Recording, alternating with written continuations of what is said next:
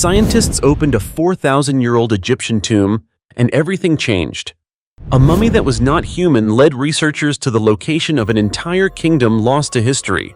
A strange skeleton with a perfectly square-shaped skull made many people believe it was an extraterrestrial being. Smoke-preserved mummies from 12,000 years ago in Southeast Asia seemed ordinary at first, but they revealed a mysterious ritual that had never been fully documented. And most astonishing of all, a tomb sealed for 4,000 years in Egypt has just rewritten human history in a way no one ever expected.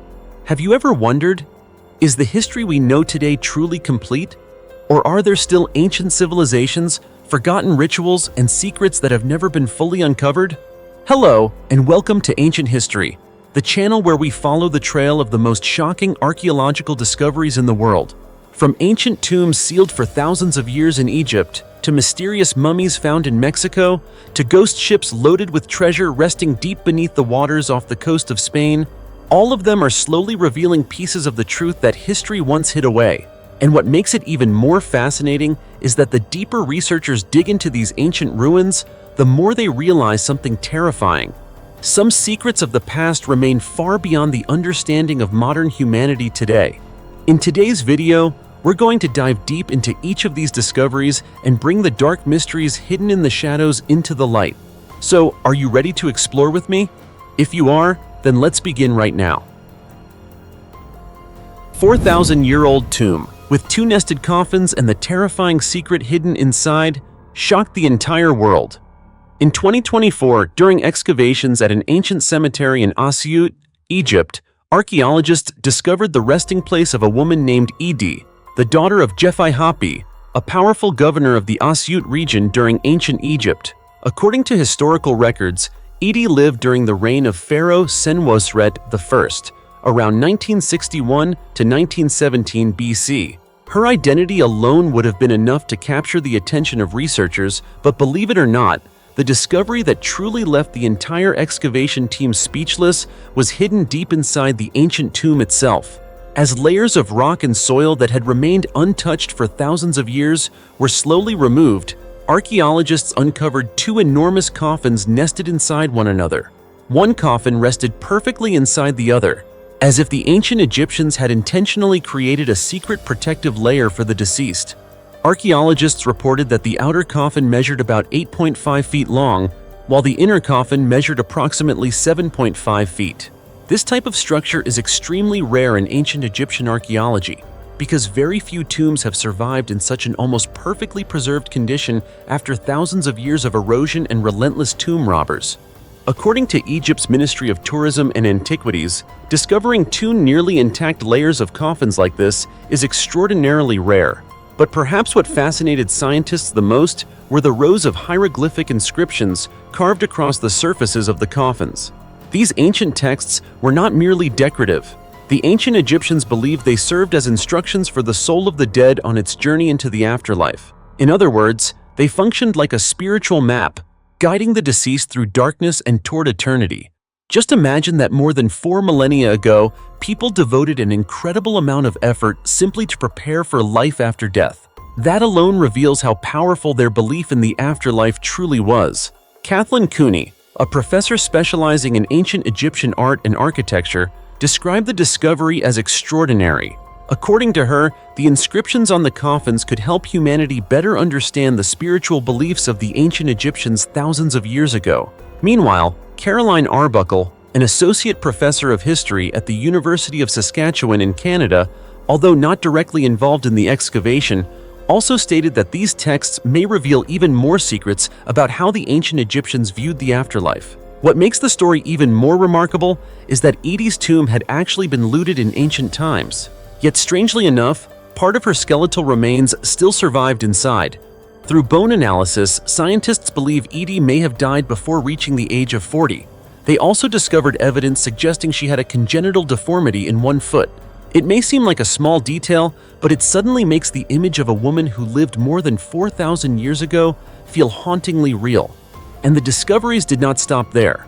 Archaeologists also uncovered the coffin lid along with two small wooden statues placed inside the burial chamber. One of the statues is believed to depict Idi herself during her lifetime. If confirmed, It would be an extremely rare artifact, because burial objects directly portraying the deceased from this period are uncommon.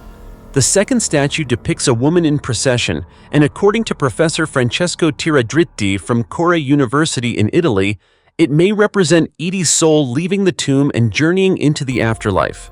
Egyptologist Wolfram Grajecki from University College London also noted that the hieroglyphic inscriptions described Idie as the Lady of the House, a title that reflected her status and role within ancient Egyptian society. He further emphasized that over the past 130 years, many similar tombs have been discovered in Asyut, but most of their artifacts were either lost or scattered among museums around the world.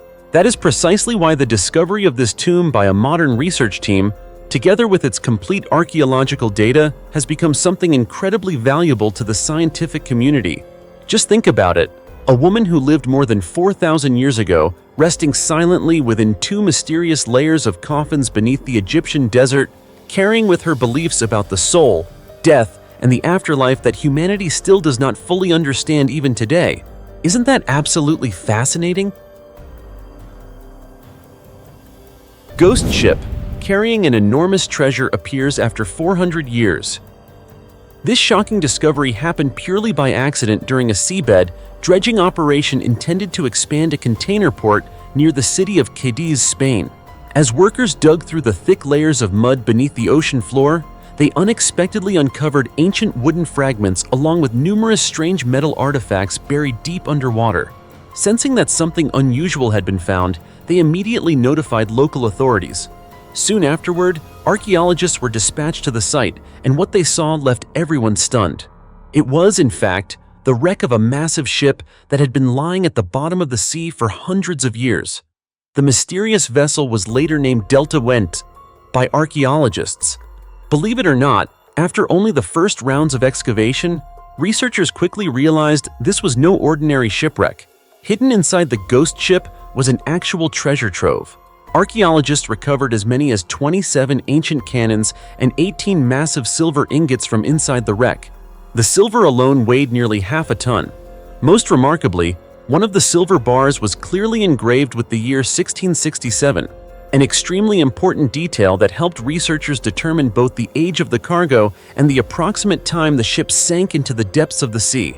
After further analysis, experts concluded that Delta Went had been built according to the Ibero-Atlantic maritime tradition and had once operated under French command during the second half of the 17th century.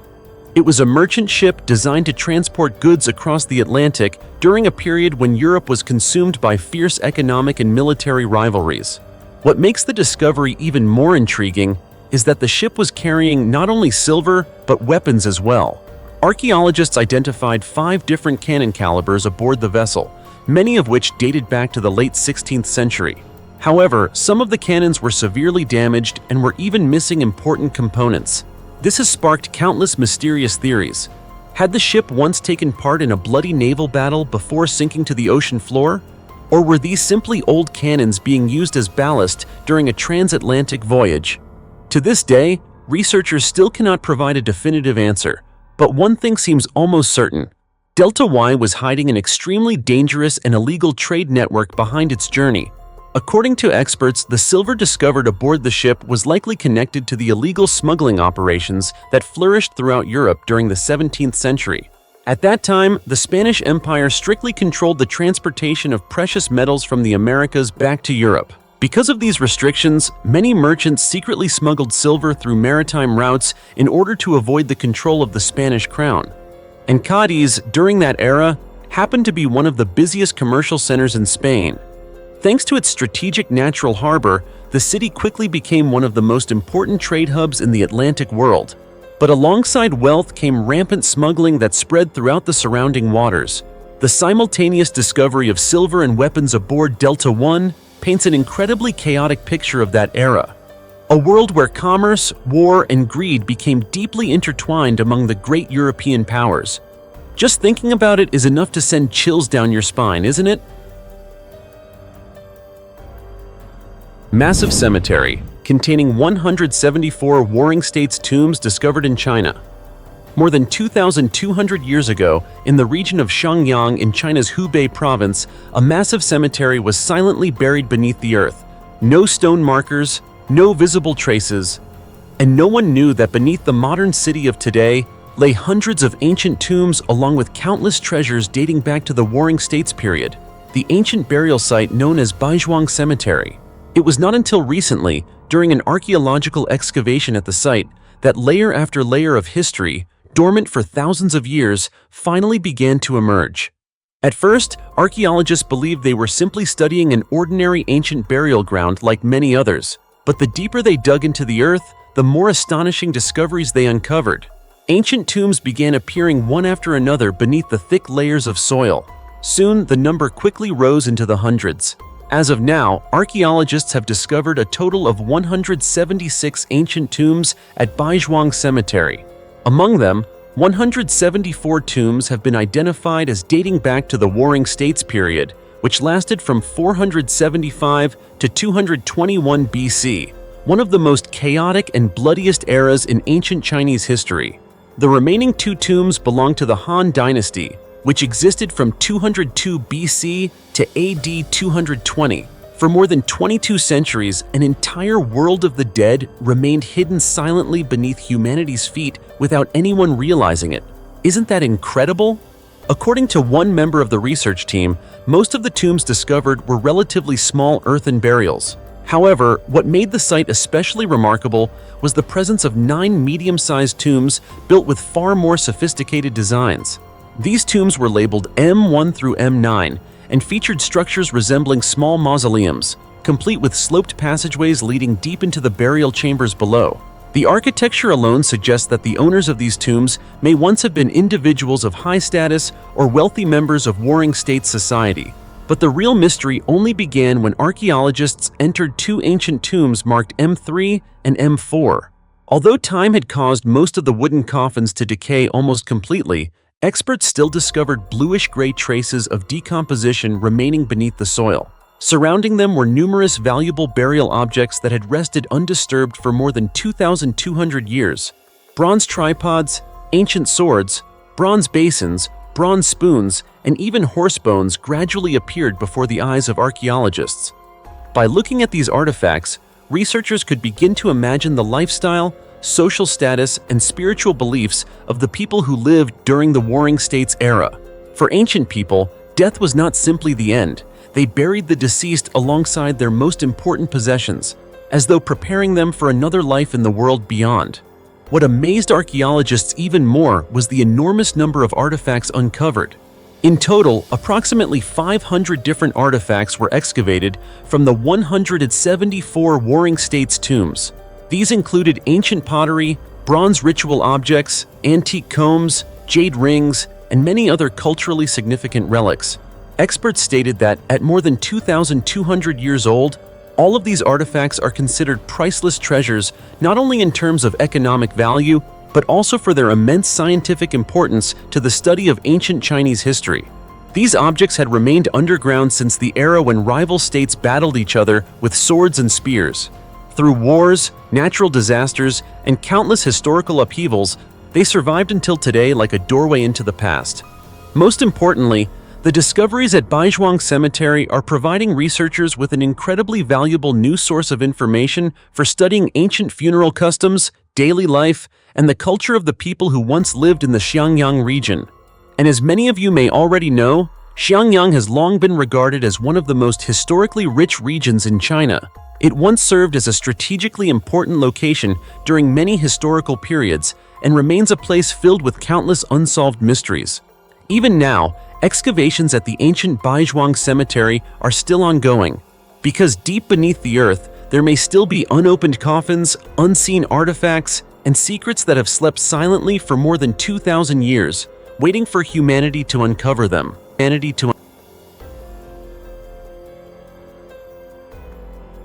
7 strange mummies found inside caves in Saudi Arabia. In a barren desert region near the city of Arar in northern Saudi Arabia, scientists unexpectedly discovered something that left the entire research community stunned. 7 mummies hidden deep inside dark caves, and these mummies were not human. There were no linen wrappings, no ancient burial rituals, yet they had been preserved in a bizarre way that closely resembled Egyptian mummies. The study was conducted by an international team of scientists from Saudi Arabia, Austria, Australia, and Poland, led by researcher Ahmed Al-Bug, Director of Terrestrial Conservation at the National Center for Wildlife Conservation in Riyadh. The findings, published in the scientific journal Communications Earth and Environment, quickly captured worldwide attention. Inside the cave system near Arar, researchers discovered 7 strange mummified remains along with the bones of 54 other cheetahs, Astonish jubatus. Most shocking of all, some of the specimens were dated to more than 4,200 years ago, meaning they existed during a time when many ancient civilizations around the world had not yet fully developed. These mummies were not created by humans. No human hands intervened, and no ancient preservation techniques were used. Everything was entirely the work of nature. According to the researchers, the secret lies within the extreme desert environment itself. When a cheetah died in this arid region, its body rapidly lost moisture before bacteria could fully decompose it. In addition, many of the carcasses became buried beneath fine sand, completely cutting off oxygen, a critical factor in preventing biological decomposition. The combination of extreme heat, extremely low humidity, and sealed cave environments created a rare form of natural preservation. In a way, it was like a race against time, where death arrived, but decomposition became frozen during its earliest stages. Among the 7 mummies discovered, scientists identified differences in origin. The oldest specimens belonged to a West African cheetah lineage, while the younger samples were linked to Asian cheetahs. This suggests that the Arabian Peninsula was once home to a far more diverse cheetah population than it is today. Sadly, cheetahs have now disappeared from most of their historical range. According to statistics, the species has gone extinct in approximately 91% of the areas where it once existed, and cheetahs have not been seen on the Arabian Peninsula for several decades. As you can see, these seemingly bizarre mummies are not merely scientific artifacts. They are among the last remaining pieces of evidence of an animal world that once thrived but is gradually disappearing with time. Not only that, but this discovery also helps scientists better understand how desert environments can naturally preserve animal remains. Million-year-old stone tools are rewriting the history of human evolution.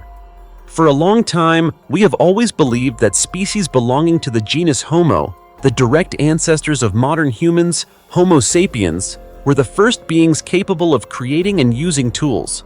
But a series of new discoveries from Africa is forcing the scientific world to ask a very different question.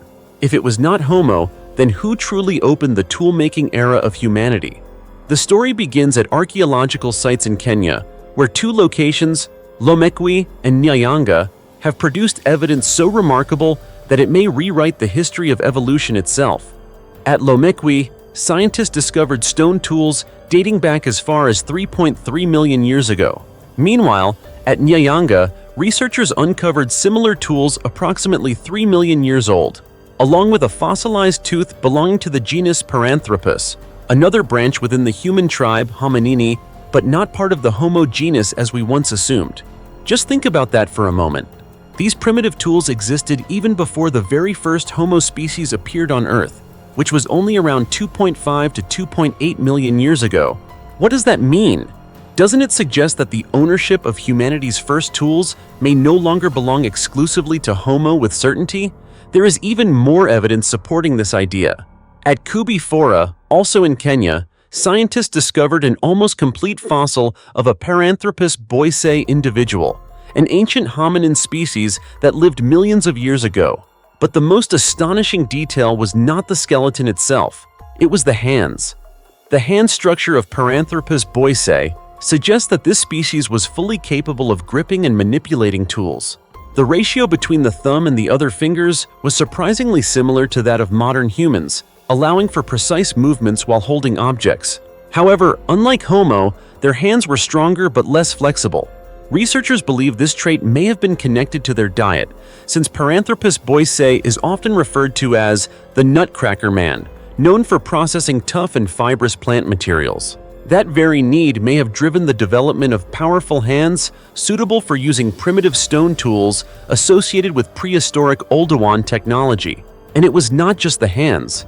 The structure of their fingers and toes also revealed major evolutionary changes. The curvature of the bones was significantly reduced compared to African apes and even some ancient Homo species, such as Homo naledi. This suggests they were no longer heavily dependent on climbing trees and had already begun adapting to movement on the ground. In other words, Paranthropus boisei was not merely capable of walking, it was gradually becoming a species capable of using tools. And if this is true, then the history of humanity may be turning upside down in a way no one ever expected. For decades, we believed that only Homo possessed the intelligence necessary to create tools. But now, archaeological evidence is pointing toward a completely different possibility, that an ancient species of Paranthropus may have been the first to hold primitive stone tools in its hands, marking the very beginning of the evolutionary journey that followed. As you can see, the story of human evolution has never been a simple straight line. It is more like a vast and complicated maze with countless branches, where multiple species coexisted, evolved, and left behind traces of themselves in ways we are only just beginning to understand. So saying that the discoveries at Lomekwi, Nyanga, and Kubifora are not merely archaeological puzzle pieces, but also a reminder that we may have misunderstood a huge part of our own origins. Would not be an exaggeration at all, would it? The oldest mummies in Asia and the smoke ritual that preserved bodies for 12,000 years. Did you know that across the vast region stretching from Southeast Asia to China, archaeologists are gradually uncovering a phenomenon so strange that it is forcing scientists to rethink many assumptions about how ancient humans faced death?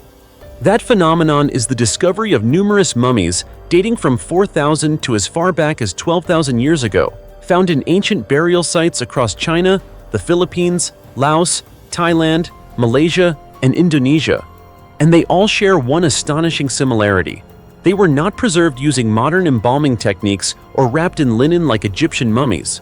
Instead, they were preserved with smoke. The research team, led by archaeologist Xiao Chun Hung from the Australian National University, conducted investigations at dozens of ancient sites throughout the region. And what they uncovered was not merely a collection of skeletal remains, but an entire system of complex burial rituals that lasted for thousands of years. Rather than being buried immediately after death, these bodies underwent a special process.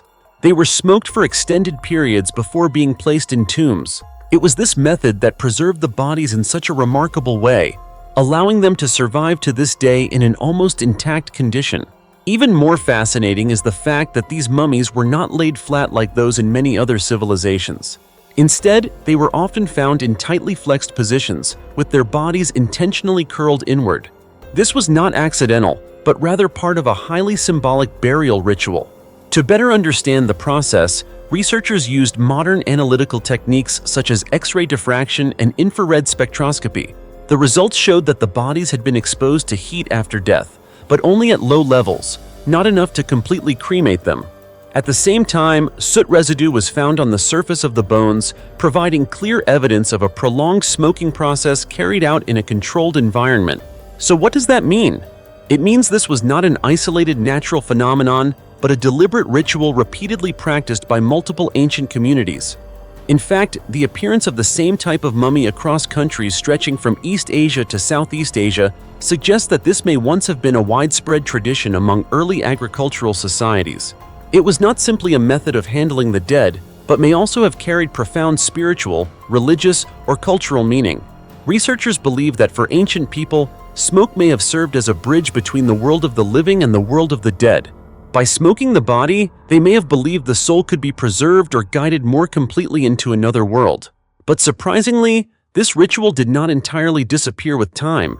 During a field study in Papua, Indonesia, scientists personally witnessed several indigenous groups, such as the Dani and Pumo peoples, still practicing similar traditions even today. They tightly bind the body of the deceased, place it on a raised wooden platform, light a fire beneath it, and allow smoke to surround the body for long periods of time.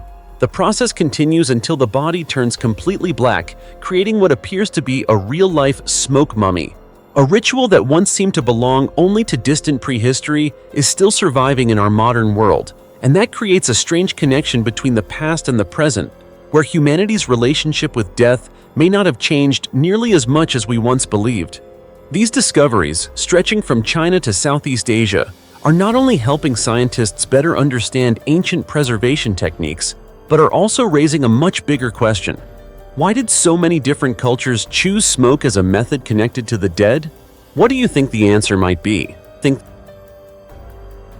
DNA from mummified baboons reveals a lost location in ancient Egyptian history. You know, history is fascinating. Some mysteries seem buried forever, yet sometimes just a single fragment of DNA preserved inside a non-human mummy can shake humanity's entire understanding of the past. And this time, the discovery stunning the scientific world is not a pharaoh or a golden tomb.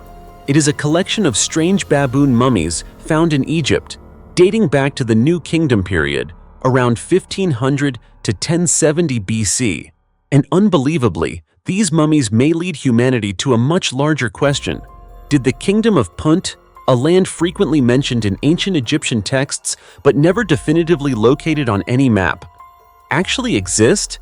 These mummified specimens were discovered by scientists at several archaeological sites throughout Egypt.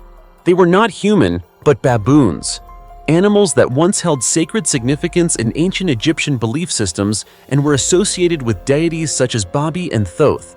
But what truly captured researchers' attention was not their unusual appearance. It was the information locked inside their bodies, chemical signatures, and DNA. According to the research team led by primatologist Nathaniel Dominy from Dartmouth University, they were not originally searching for a legendary kingdom. Their goal was simply to analyze molecules preserved within the baboon mummies in order to study the animal's diet and habitat. But those biological clues unexpectedly opened an entirely different door. According to ancient Egyptian legends, these creatures were believed to have come from a mysterious land called Punt, a lost kingdom repeatedly referenced in ancient texts but never clearly identified on the modern world map. Then the first clues began to emerge. Chemical analysis of the ancient mummies showed that the baboons did not originate in Egypt. Instead, they came from a broad region encompassing present-day Somalia, Eritrea, and Ethiopia in the Horn of Africa. This made the theory regarding the location of Punt increasingly convincing. But the real breakthrough occurred when researchers expanded their analysis to include younger mummy samples dating from 800 to 540 BC. They then compared those samples with DNA from 14 modern baboons of known origin collected during the 19th and 20th centuries. And that is when something remarkable happened. One DNA sample showed the closest relationship to baboon populations living along the coastal regions of modern-day Eritrea. This became the crucial puzzle piece that allowed scientists to narrow down the possible location of the Kingdom of Punt. As a result, the researchers reached a stunning conclusion. The legendary Kingdom of Punt may indeed have been a real place, located near the ancient port city of Adulis in what is now Eritrea in northeastern Africa. Can you imagine that? A kingdom once considered mythical and vaguely described in ancient records is now slowly taking shape through the DNA of animal mummies. This discovery not only changes the way we view ancient Egyptian history, but also reveals that ancient trade networks were far more complex than previously believed. After all, baboons are not native to Egypt. They do not naturally exist along the Nile River. Instead, they were transported and traded over long distances, possibly because of their religious significance or sacred symbolism. Some theories even suggest that the ancient Egyptians may have kept baboons as elite pets or holy creatures before mummifying them in special rituals. And through those very practices, they unintentionally left behind crucial evidence of ancient trade networks connecting Egypt with the Horn of Africa. That evidence is now revealing an entirely new picture of how civilizations were connected thousands of years ago. Pretty fascinating, isn't it? Mysterious skeleton, found in an ancient Mexican tomb, reveals a skull-shaping ritual that shocked archaeologists. Deep inside an ancient tomb in northeastern Mexico, archaeologists unexpectedly discovered a skeleton more than 1,000 years old with a bizarre skull shape never before recorded in the history of the region. The skull was not rounded like that of an ordinary person. Instead, it appeared almost square-shaped, as if it had been intentionally molded very early in life. The discovery was made in the state of Tamaulipas, Mexico, and was announced by Mexico's National Institute of Anthropology and History, INAH. According to experts, this is the first time in the archaeological history of the region that a skeleton with such a square-shaped head has been found inside an ancient tomb. Because of this, the discovery immediately raised a major question. Was this evidence of a strange lost civilization, or simply a forgotten ritual lost to time? To answer that question, researchers explained that this was not the result of disease or extraterrestrial influence, as some theories had suggested. Instead, it was the product of a deliberate skull modification practice carried out in ancient societies. The tomb belonged to a man over 40 years old who lived during the classic Mesoamerican period, around AD 400 to 900. The skeleton was discovered at the archaeological site of Balcón de Montezuma, located within the Sierra Madre Oriental mountain range along the Gulf of Mexico region. Researchers consider this the first evidence of intentional cranial deformation ever found in this specific area, an ancient settlement that once existed among the rugged mountains of Mexico. Although this square-head style is less common than the elongated skull shapes seen in other ancient civilizations, similar practices have appeared at archaeological sites such as El Zapotal in the state of Veracruz, as well as in regions once associated with the Maya civilization. However, each location displayed its own distinct style. At El Zapotal, the forehead was typically flattened while extending upward more prominently. At Balcón de Montezuma, however, the skull tended to have a lower forehead and a much more visibly square appearance. So why did these differences exist? Scientists believe this was not random, but rather evidence of different cultural standards among ancient communities throughout the region. To investigate further, the research team analyzed stable oxygen isotopes in bone bioapatite, along with collagen extracted from the teeth of another skeleton found nearby. The results revealed that the individuals buried in this ancient cemetery were entirely local people who had been born and lived their entire lives within the Sierra Madre Oriental region. What does that mean? It means this community was not a migrant population arriving from elsewhere, but an indigenous society that developed its own customs directly within the region. The 2,700-year-old tomb of the princess, wearing an upside-down crown near Athens, Greece. Beneath what seemed like peaceful ground about 59 miles northwest of Athens, Greece, an archaeological mystery suddenly emerged from beneath the earth, leaving scientists with a long list of unanswered questions. It is the mystery of a lavish 2,700-year-old tomb where a mysterious princess was buried with an upside-down crown placed directly on her head. At first, that may sound like only a small detail, right? But that strange image has opened the door to an entire story about power, collapse, and the violent upheavals of an era long buried in history. So why do I say that? Let's dive deeper into the discovery and find out. According to reports from Live Science and the Greek Ministry of Culture, the tomb was discovered within an ancient cemetery near Athens, Greece, a region that once thrived during the period from around 800 to 323 BC.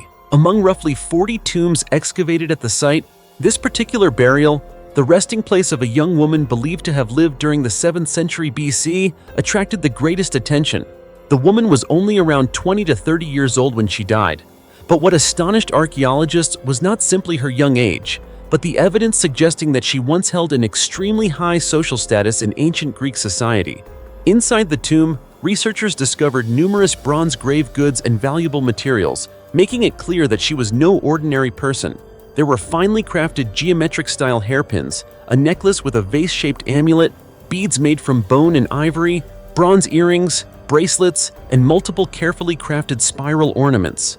Yet all of those objects seemed overshadowed by one central artifact, the bronze crown placed upon the woman's head, and the strangest detail was the way it had been positioned. Not upright like a symbol of authority, but upside down. This crown was far more than a simple piece of jewelry. It was crafted with remarkable skill. On the front was a large rosette symbolizing sacredness and power, while the back featured engravings of a male and female lion facing one another. In ancient Greek culture, lions symbolized royalty and supreme authority, much like the famous Lion Gate at Mycenae, once the center of power for ancient kings. So why would such a symbol of power be placed upside down on this woman's head? To answer that question, scientists proposed a shocking theory.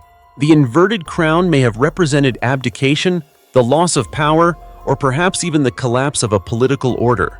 The period in which this woman was buried also coincided with a turbulent era in ancient Greek history, when society was undergoing dramatic changes in power and social structure.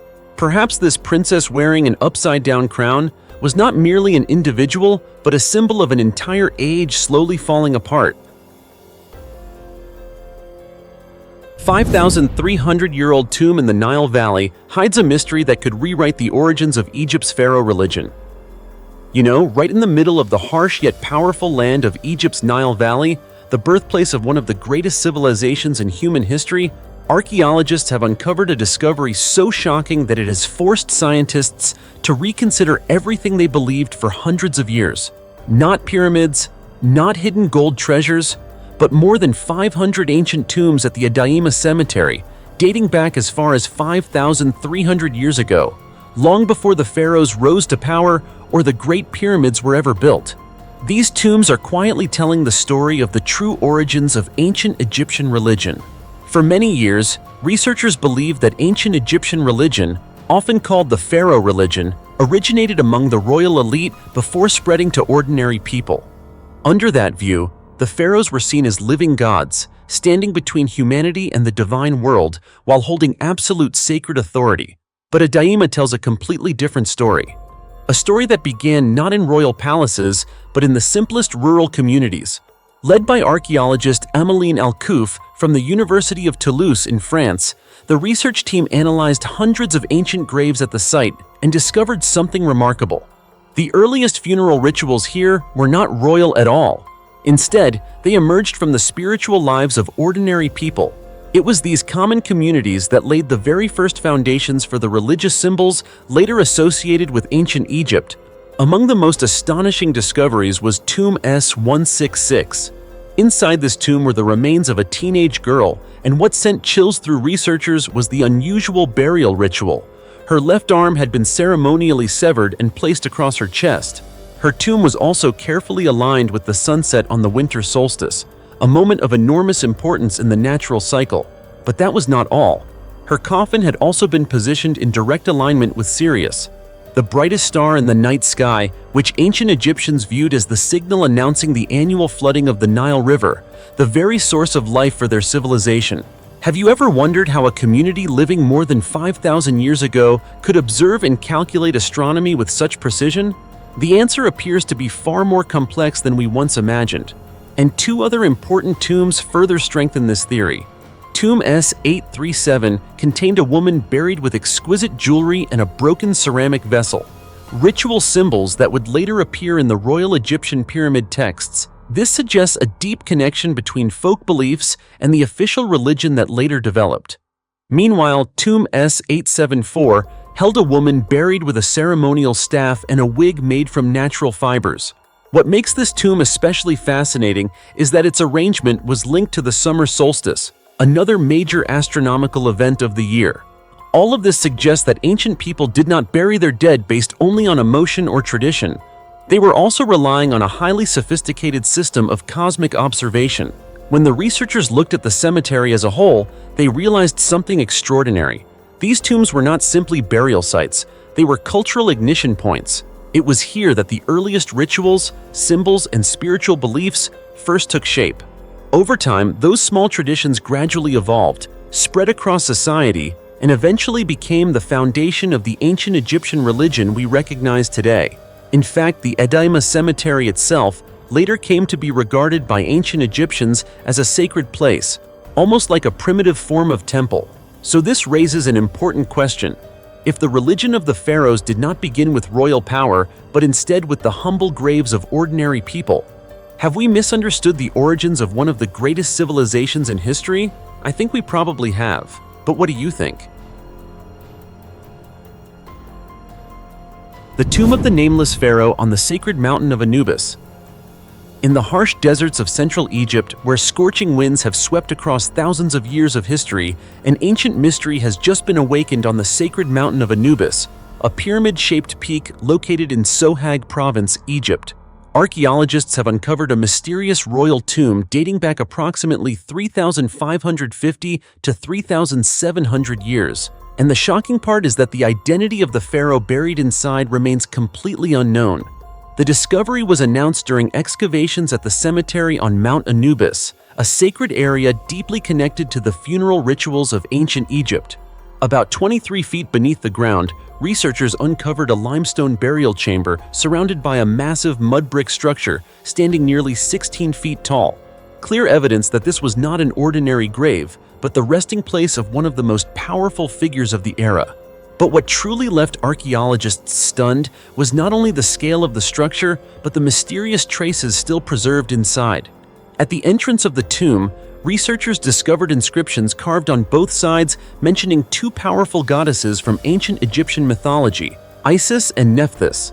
These deities were closely associated with death, protection, and the journey into the afterlife. This immediately suggested that the tomb carried enormous religious significance and was far more than a simple burial site. Deeper inside, archaeologists also found bands of yellow inscriptions believed to have once recorded the name of the tomb's owner in Egyptian hieroglyphics. However, after thousands of years of erosion and decay, the inscriptions were severely damaged, leaving behind only scattered fragments of decoration, like pieces of a story torn apart by history itself. So who was buried in this tomb? That is the question now fueling intense debate among archaeologists. According to Dr. Joseph Wagner from the University of Pennsylvania, who leads the excavation team, the architecture and decorative style of the tomb share many similarities with the tomb of Pharaoh Senebkhay, a king he previously discovered in 2014. Pharaoh Senebkhay is known to have ruled during Egypt's Second Intermediate Period, around 1700 to 1550 BC, a time marked by political chaos and instability. Based on these similarities, researchers believe the mysterious pharaoh of Mount Anubis may have belonged to the same era. But to this day, his true identity remains an unsolved mystery. Can you imagine it? A king who once ruled over a vast land is now remembered only through a few fading stone walls and worn inscriptions standing alone in the barren desert. The discovery becomes even more significant when Dr. Muhammad Ismail Khalid, Secretary General of Egypt's Supreme Council of Antiquities, stated that this tomb not only helps researchers better understand royal burial traditions, but also provides a deeper look into the complex political landscape of that period. In other words, this is not just a tomb. It is a crucial missing piece of an entire hidden era. However, to truly understand why this site is so extraordinary, it is important to know that Mount Anubis is not an ordinary mountain. It is a sacred mountain in the desert of Abydos, featuring a naturally pyramid-shaped peak located in Sohag province in central Egypt. Since the reign of Pharaoh Senwosret, the third of the 12th dynasty, around 1878 to 1839 BC, this region has been regarded as the center of royal funerary complexes, a place believed to connect the world of the living with the realm of the gods. That is why the discovery of an unidentified royal tomb here is far more than a simple archaeological find. It is like opening a doorway into a distant past where the boundary between mythology and history seems to disappear. The 2,000-year-old Roman treasure buried beneath Germany. Can you believe that deep beneath the cold ground of modern-day Germany, an enormous treasure of the Roman Empire lay hidden for nearly 2,000 years without anyone knowing it existed? What makes this even more astonishing is that the treasure did not simply contain ordinary silver or gold, but luxurious objects that once belonged to the most powerful elite of ancient Rome. And behind those glittering artifacts lies a blood-soaked story connected to a catastrophic battle that shook an entire empire. If you don't believe it, then let's travel back to the year 1868, near the city of Hildesheim in what is now Germany. At the time, soldiers from a Prussian regiment were digging the ground to build a new firing range when they unexpectedly uncovered dozens of ancient silver objects buried deep beneath the soil. At first, nobody imagined that this discovery would become one of the most famous Roman treasures ever found on German territory. But the more they excavated, the more astonished they became, as an entire collection of exquisitely crafted Roman diningware appeared before their eyes. The treasure would later become known as the Hildesheim treasure. Among the collection were dozens of silver plates, bowls, cups and utensils crafted with such extraordinary detail that even modern archaeologists continue to admire them today. And the most remarkable object of all was the legendary Athena bowl, an artifact that sparked years of debate among researchers about the true owner of this mysterious treasure. The Athena bowl, also known by its Roman name, the Minerva bowl, is one of 4 bowls featuring an elaborately decorated central design. Today, the artifact is preserved at the Altes Museum in Berlin, Germany. According to experts, the bowl is made entirely of silver, measuring approximately 10 inches in diameter and weighing nearly 4.4 pounds. Its weight alone reveals just how incredibly valuable this object would have been nearly 2 millennia ago. However, what makes the bowl truly special is not only its precious material, but also the finely engraved image of the goddess Athena at its center. As many of you may know, in Greek mythology, Athena was the goddess of wisdom, craftsmanship, and righteous warfare. On the bowl, the goddess is depicted sitting on a rock, holding a shield in her left hand and a staff of authority in her right, while wearing a crested helmet adorned with feathers. In front of her stands a stone block surrounded by an olive wreath, while above it rests a silent sacred owl, a symbol associated with Athena throughout thousands of years of history. And that is not all. Many details on the gown, the shield, and even the owl itself were decorated with delicate gold plating. These intricate features clearly show that the bowl was created by some of the most talented artisans of ancient Rome. According to the Altes Museum, the Athena symbol may date back to the 2nd century BC, while the bowl itself was crafted around the 1st century AD. But what fascinated archaeologists most was not the artistic value of the treasure. It was the question of why such a luxurious silver dining set had been buried in the middle of central Germany. Archaeologist Gertrude Plotz-Horster once explained that many objects in the treasure showed signs of wear and repair, proving that they had been used for a long time and collected over many years. This led many experts to believe that the dining set did not belong to an ordinary person, but was likely once owned by a powerful Roman general. Based on these details, experts proposed a shocking theory. The Hildesheim treasure may have been connected to Publius Quinctilius Varus, the famous Roman commander who led campaigns against the Germanic tribes during the reign of Augustus. If this theory is correct, then the treasure may have been buried shortly before one of the most devastating military disasters in Roman history, the Battle of the Teutoburg Forest in 9 AD. During that battle, Varus lost all 3 Roman legions to the Germanic tribes. The defeat was such a massive shock that the Roman historian Suetonius later wrote that Emperor Augustus cried out in despair, "Quintili vare, legionis red," which means, "Quinctilius Varus, give me back my legions." After the catastrophic defeat, Varus took his own life, and the Roman Empire abandoned its ambitions of expanding into the lands that are now part of modern Germany. And from that moment on, the Hildesheim treasure vanished for nearly 2,000 years, until it was accidentally rediscovered beneath the frozen soil in 1868. Even today, historians still cannot say with certainty who the true owner of this mysterious treasure really was. But one thing cannot be denied. Every artifact within the Hildesheim treasure feels like a doorway into the glorious yet deeply tragic age of the ancient Roman Empire. The largest Viking treasure in Norway, with nearly 3,000 ancient coins buried for 1,000 years. Everything began on April 10th, when 2 treasure hunters using metal detectors were surveying a piece of land near the village.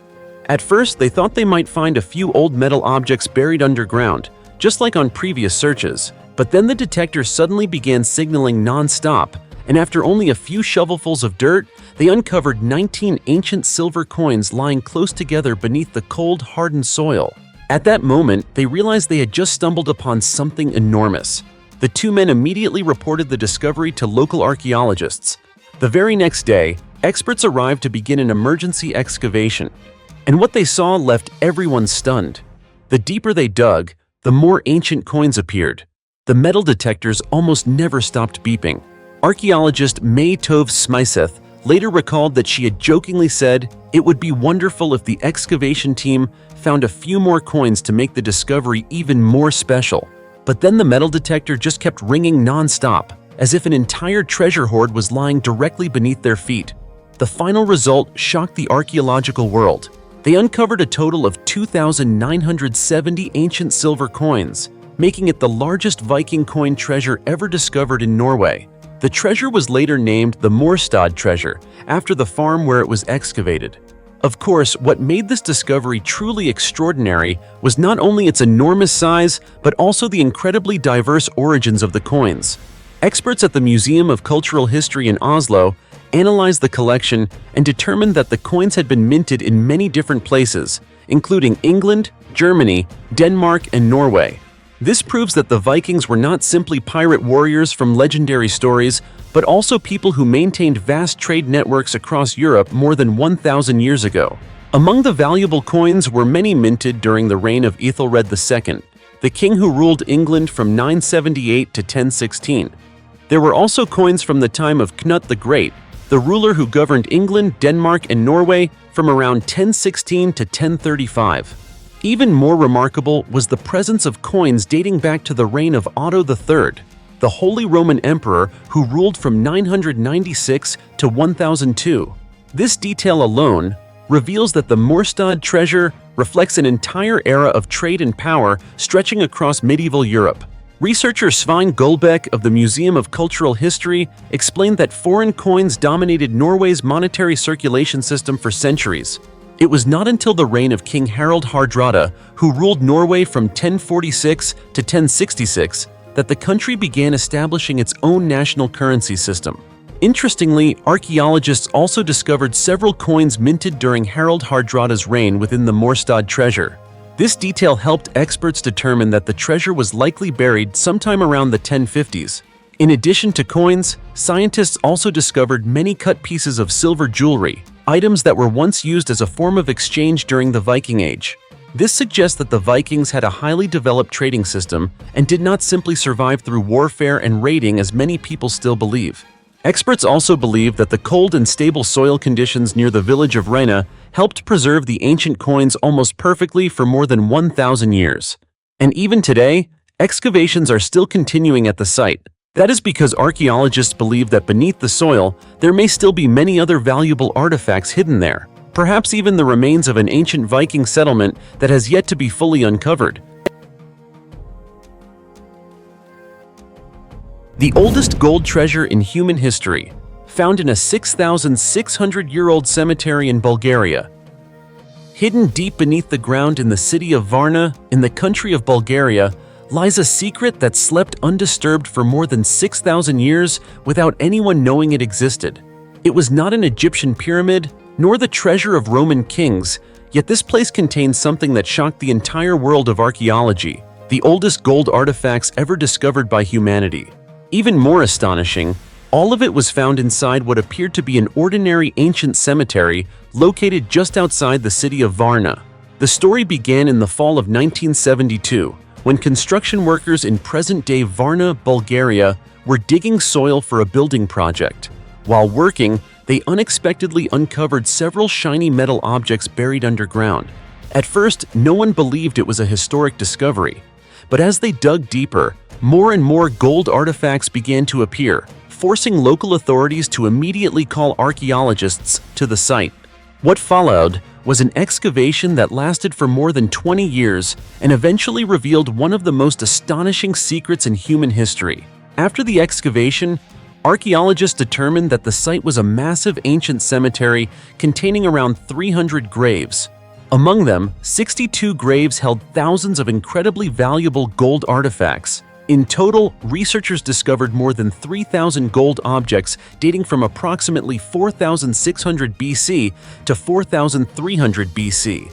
That means the gold had existed for more than 6,600 years, far older than many of the famous civilizations we know today. Even now, experts still consider this to be the oldest gold treasure ever discovered in the world. At a time when many parts of the world were still living in extremely primitive conditions, a community in the Varna region of Bulgaria had already developed astonishingly advanced gold working skills. The items found were not merely ordinary jewelry. They revealed highly sophisticated metalworking techniques from thousands of years ago. Something truly remarkable, wouldn't you agree? The most extraordinary discovery in the entire cemetery was grave number 43. a burial site that left archaeologists nearly speechless during excavation. This single grave alone contained nearly one-third of all the gold discovered in the cemetery. Inside lay the skeleton of a man believed to have died at over 60 years old around 6,000 years ago.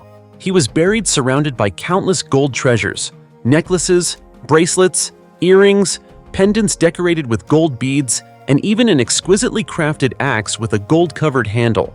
Just by looking at the amount of gold buried with him, researchers immediately understood that this was certainly not an ordinary man. Many experts believe the man in grave number 43 may have been a powerful leader, the head of the community, or perhaps even a master goldsmith of his era. The craftsmanship displayed in the artifacts demonstrates an incredibly high level of skill, far beyond what people once believed humans from over 6 millennia ago were capable of achieving.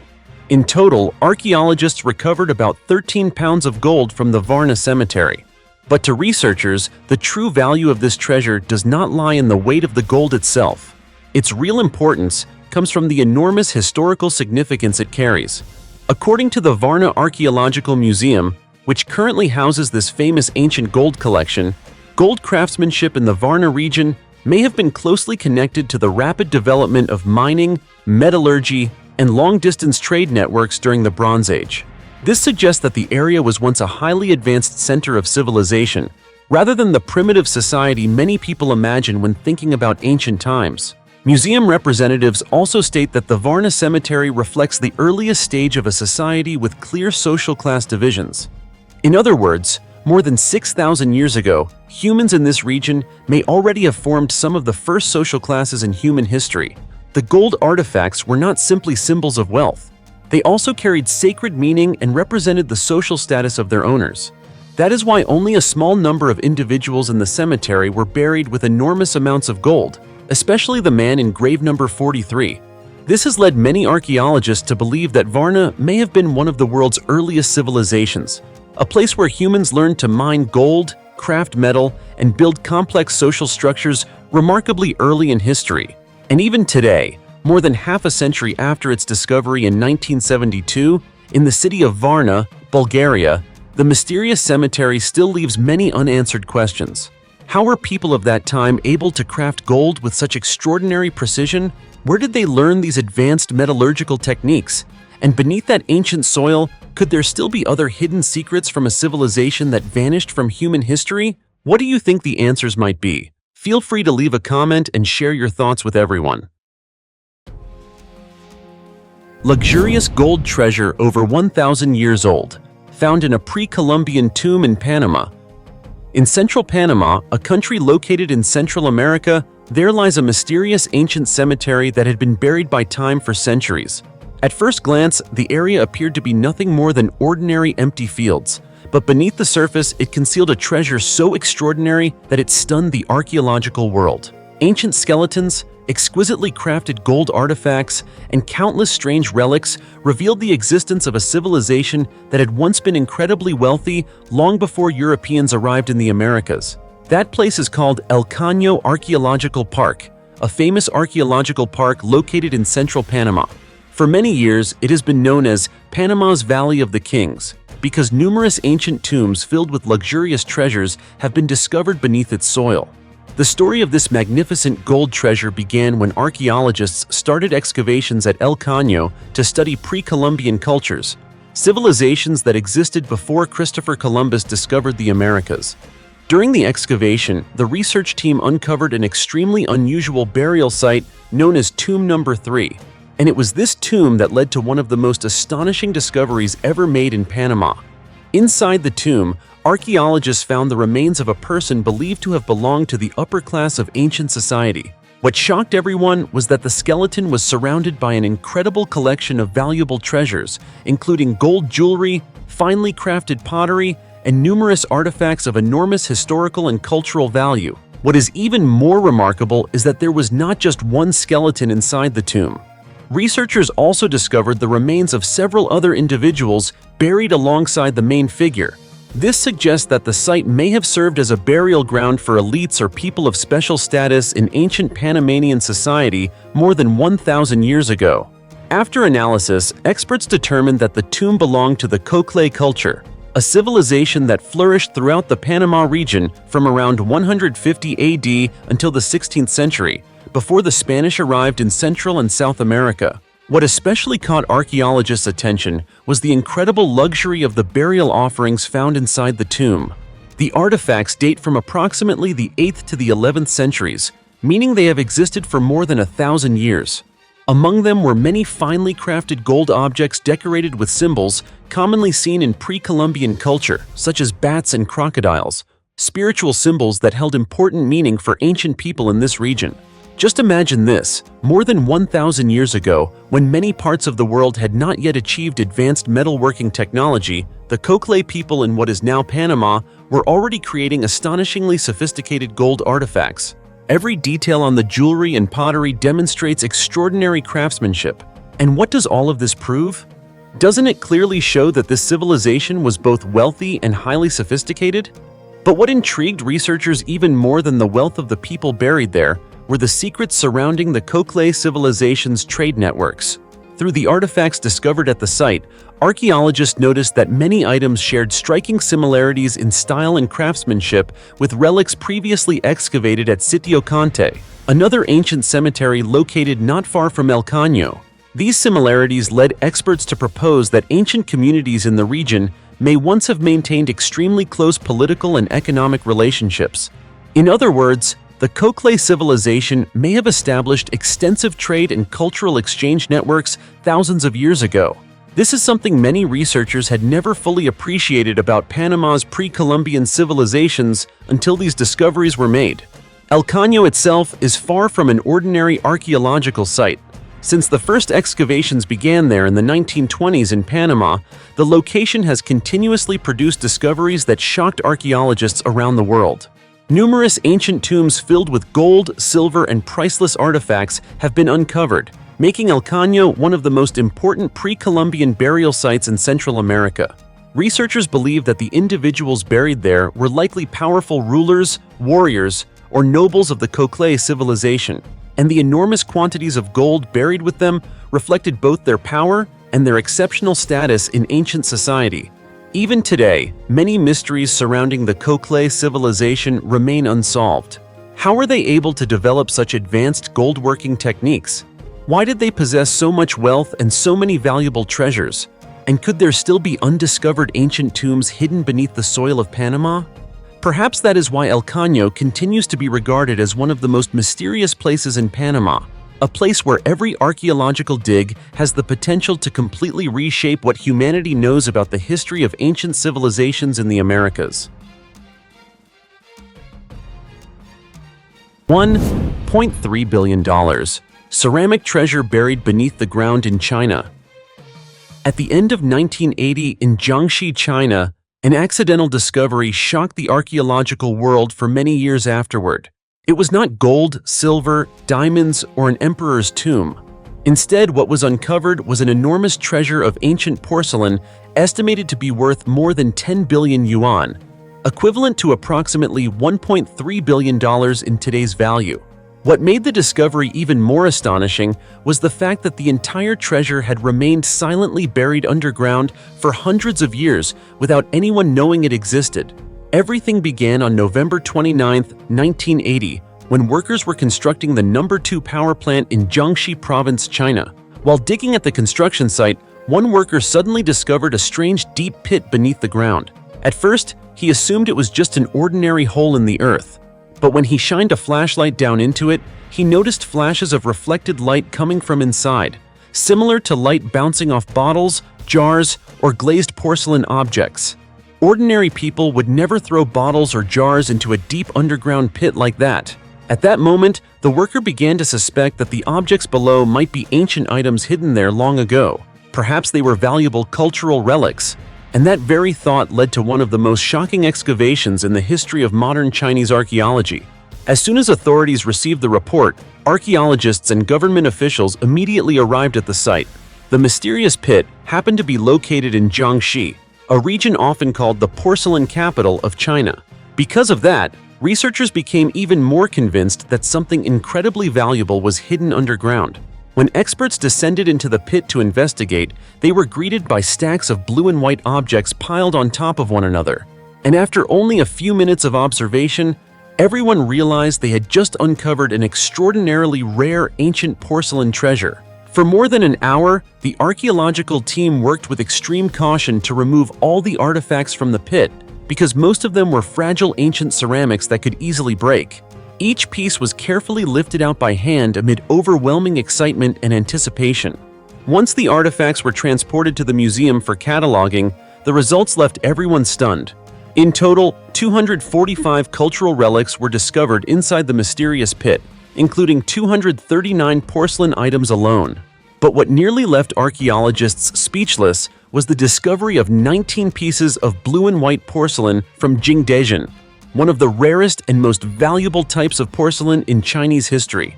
You have to understand that Yuan Dynasty blue and white porcelain is considered one of the most famous and expensive ceramic styles in the world. This porcelain is known for its distinctive blue and white coloring, intricate patterns, and extremely sophisticated production techniques. In the entire history of global archaeology, fewer than 300 pieces of Yuan Dynasty blue and white porcelain had ever been discovered. Yet this single pit in Jiangxi contained 19 pieces at once, a number considered truly record-breaking. In addition to the rare blue and white porcelain, experts also uncovered 168 pieces from the Longquan kilns, along with many red-glazed porcelain artifacts of enormous value.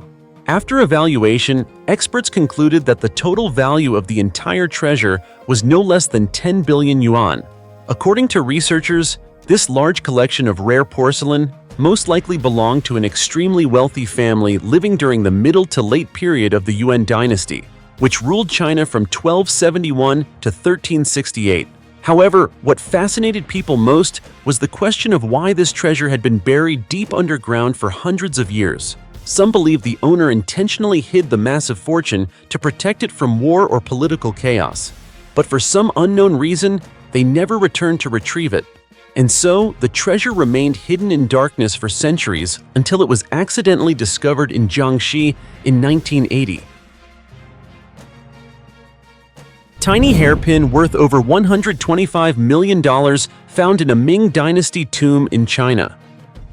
Everything began in 1954, when archaeologists started excavating an ancient tomb located on Wufeng Mountain in Jiangsu Province, China. At first, researchers believed it was simply an ordinary joint burial tomb belonging to Ming Dynasty nobility. But once the tomb was opened, experts discovered the remains of one man buried together with 4 women. This immediately attracted the attention of archaeologists. According to traditional customs in imperial China, a husband would usually only be buried with his primary wife, while concubines would be buried elsewhere. However, in this tomb, both the official wife and the concubines were buried together in the same place. Based on inscriptions found inside the tomb, researchers identified the owner as Zhang Anwen, a scholar who lived during the Ming Dynasty.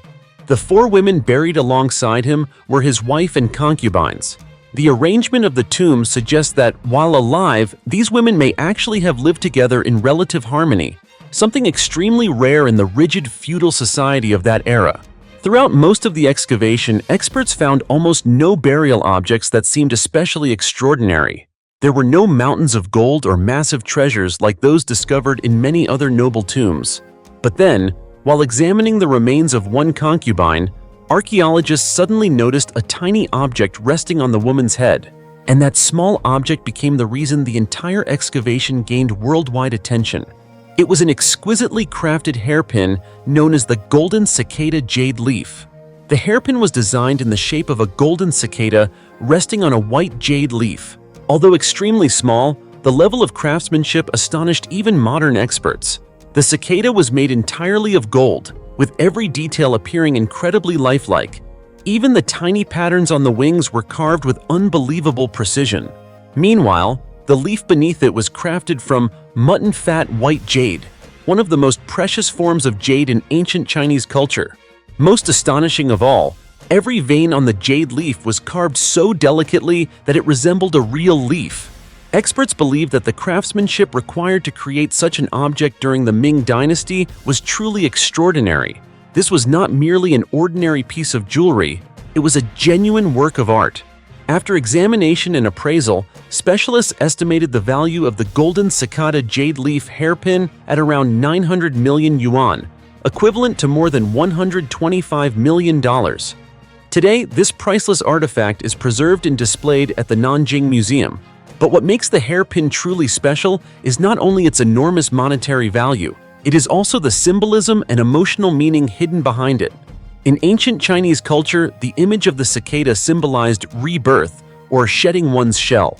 When cicadas mature, they emerge from underground and leave behind their old shells to begin a new stage of life. Because of this, ancient people viewed cicadas as symbols of rebirth, reincarnation, and the beginning of a new journey after death. The fact that the golden cicada jade leaf hairpin was placed on the concubine's head suggests that the tomb's owner, Zhang Anwen, may have wished for the woman to be reborn peacefully in another world. Many researchers believe this also reflects the special affection Zhang Anwen had for this concubine.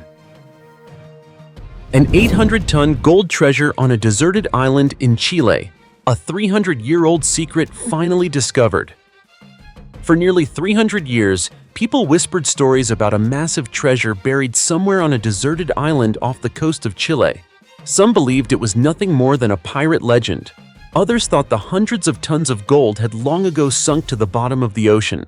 But then, in early 2005, the entire world was shaken when a Spanish engineer announced that he had discovered the legendary treasure, worth more than $10.5 billion, buried beneath the ground on Robinson Crusoe Island. And what makes the story even more unbelievable is that the mystery behind the treasure sounds even more dramatic than a Hollywood movie. The story began in early 2005, when Juan Salinas successfully developed an extremely advanced metal-detecting robot. The device was capable of detecting metal signals at depths far beyond the reach of ordinary detectors. Armed with this remarkable machine, Juan Salinas and his team traveled to Robinson Crusoe Island, a famous island located west of Chile in the Pacific Ocean. For generations, the island had been tied to countless legends about lost pirate treasures and ancient European ships, and then, the impossible finally happened. During the search, Juan's robot suddenly detected an extremely powerful metal signal buried about 49 feet underground on the island. When the data was analyzed more carefully, the research team was nearly speechless. The results suggested that beneath the surface could lie a gigantic treasure consisting of gold, silver, gemstones, and many rare artifacts. According to initial estimates, the treasure could contain as much as 800 tons of gold, along with countless jewels and other valuables. With a total estimated value of around $10.5 billion, the news immediately shocked the entire world. Local officials in Chile quickly declared that the treasure should belong to them. Meanwhile, the Chilean government also demanded ownership of half the treasure's value under national law, since the discoverer would legally be entitled to only 50% of the fortune. Many people assumed Juan Salinas would immediately enter a fierce battle over the enormous wealth. But what surprised the public was how calm he remained. Juan stated that he was not overly concerned about money and agreed to divide the treasure according to Chilean law. Half would belong to the government, while the other half, he said, should be shared among the residents of Robinson Crusoe Island and the members of his research team. And of course, considering the staggering value of the treasure, everyone involved stood to receive millions of dollars. But what fascinated the world most was the true origin of this 800-ton gold treasure. According to historical accounts passed down through generations, the story began in 1714. At that time, Spanish Admiral Juan Esteban Ubilla and a fleet of 14 ships were transporting treasures seized from the Inca civilization back to Europe. The fortune was almost unimaginable in size. It included gold, silver, gemstones, and countless priceless artifacts from the ancient Inca civilization. However, during the voyage across the ocean, the fleet was struck by a violent storm that badly damaged many of the ships. Fearing the complete loss of the treasure, Ubilla ordered around 80 wooden chests filled with gold, silver, and jewels to be temporarily buried on Robinson Crusoe Island. After marking the treasure's location on a map, he and the remaining crew departed the island aboard the surviving ships and attempted to return to Spain. But tragedy soon followed. Ubilla and many of his sailors later drowned at sea, taking the secret of the treasure with them to the bottom of the ocean. As a result, the treasure disappeared from history for decades. Then, 47 years later, A man named Cornelius Webb and the crew of the ship Unicorn were sent by the British Crown to search for the legendary treasure. According to many historical records, Webb actually succeeded in finding it. But greed quickly turned everything into disaster. Once the crew realized how enormous the treasure was, many sailors began plotting a mutiny to seize the gold for themselves. Realizing the danger, Webb secretly moved the treasure to another location before detonating the gunpowder storage aboard the Unicorn, killing the mutineers and himself as well. Once again, the true location of the treasure vanished. Then in 1950, people accidentally discovered a letter left behind by Cornelius Webb before his death. The letter contained clues to the treasure's location, but everything was written in an extremely complex code. From that moment on, countless treasure hunts began across Robinson Crusoe Island, which covers about 18 square miles. Local residents, treasure hunters, and even wealthy foreign millionaires all traveled there hoping to change their lives forever. In 1988, American millionaire Bernard Kaiser reportedly spent enormous sums of money excavating almost the entire island. But every attempt ended in failure.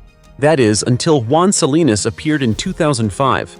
And ever since the discovery of the 800-ton gold treasure, Robinson Crusoe Island has transformed from a nearly forgotten deserted island into a world-famous destination. Hundreds of people now arrive there every day, not only to visit the island, but also to dream that beneath its soil, even more legendary treasures may still remain hidden and undiscovered. Human greed is truly difficult to understand sometimes, isn't it? The most infamous 800-ton gold treasure of a Japanese general remains unsolved. Off the coast of the Philippines lies a small body of water known as Calatagan Bay, a place that for decades has been tied to a legend so powerful that it continues to obsess treasure hunters around the world. People believe that beneath the ground and under the sea floor, there lies a hidden fortune containing hundreds of tons of solid gold and countless jewels worth billions of dollars, secretly buried by the Japanese military during World War II. This legendary fortune is known as the Yamashita treasure, and perhaps the most terrifying part of the story is that nearly everyone who supposedly knew the treasure's true location died, taking the secret with them to the grave. Even today, the Yamashita treasure remains one of Asia's greatest unsolved mysteries. The story began during the final years of World War II. At that time, Imperial Japan was rapidly expanding its war across Asia, looting gold, artifacts, and wealth from many occupied countries.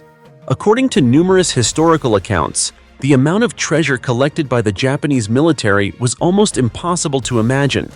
In 1944, General Tomoyuki Yamashita, one of Japan's most famous commanders, was sent to the Philippines on a special mission.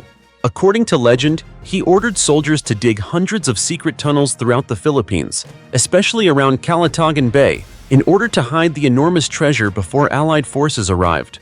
Stories claim that after the gold, silver, and jewels had been buried, the Japanese military executed nearly everyone involved in constructing the tunnels to eliminate witnesses. In the end, the only person who supposedly knew the exact locations of the treasure sites was General Yamashita himself. But that secret died with him. In 1946, Tomoyuki Yamashita was executed by hanging after the war. And from that moment on, the true location of the treasure became a legend that drove thousands of people obsessed with finding it. For many years afterward, endless rumors surrounded Calatagan Bay in the Philippines.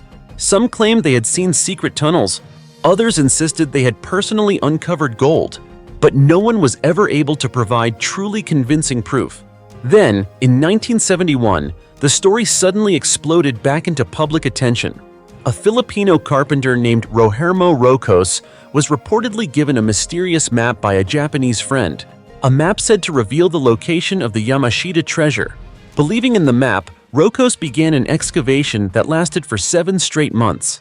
And then, something unbelievable supposedly happened. He claimed to have discovered several gold bars along with a golden Buddha statue weighing more than 1 ton. The news immediately shocked the Philippines and quickly appeared in newspapers around the world. But before he could enjoy the enormous wealth, police suddenly raided Rocos's home and confiscated all the gold and the Buddha statue. Soon afterward, people from everywhere rushed to Calatagan Bay hoping to find the Yamashita treasure themselves.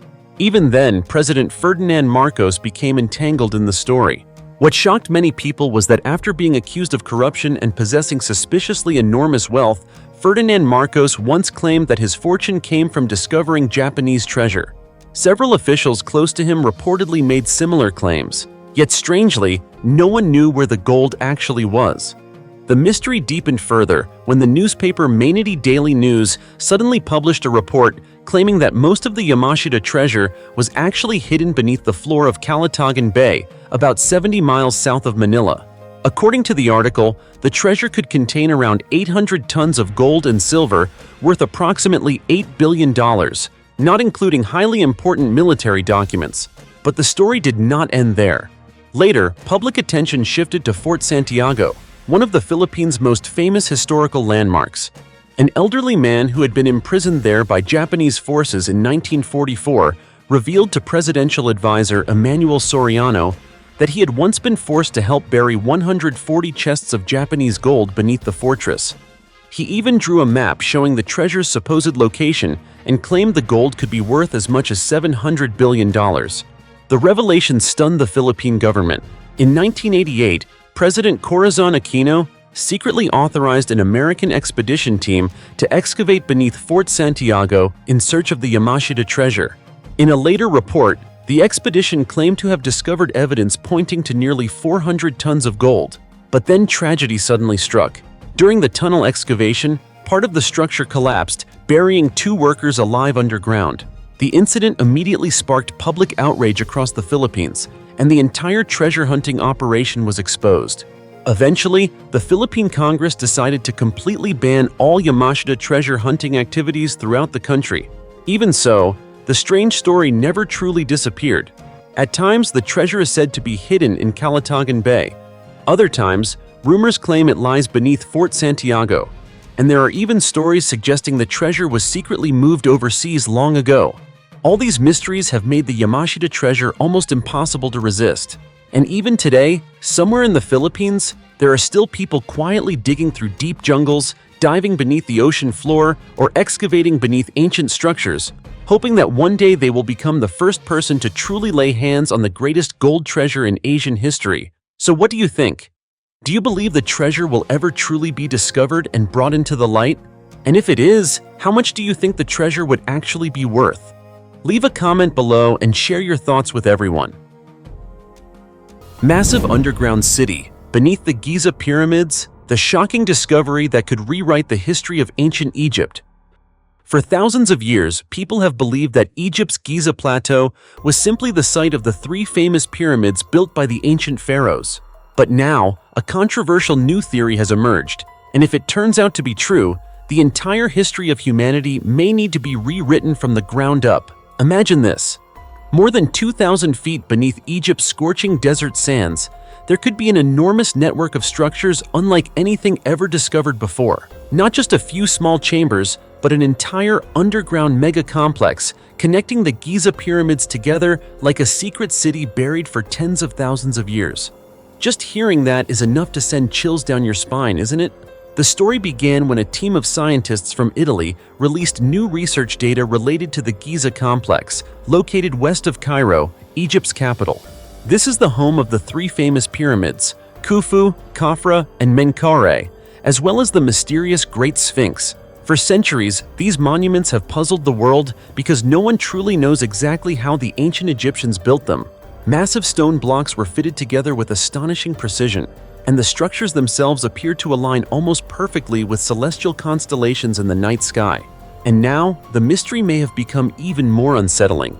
In March of this year, the Italian research team made headlines when they claimed to have discovered evidence of an underground city approximately 38,000 years old beneath the Pyramid of Khafra.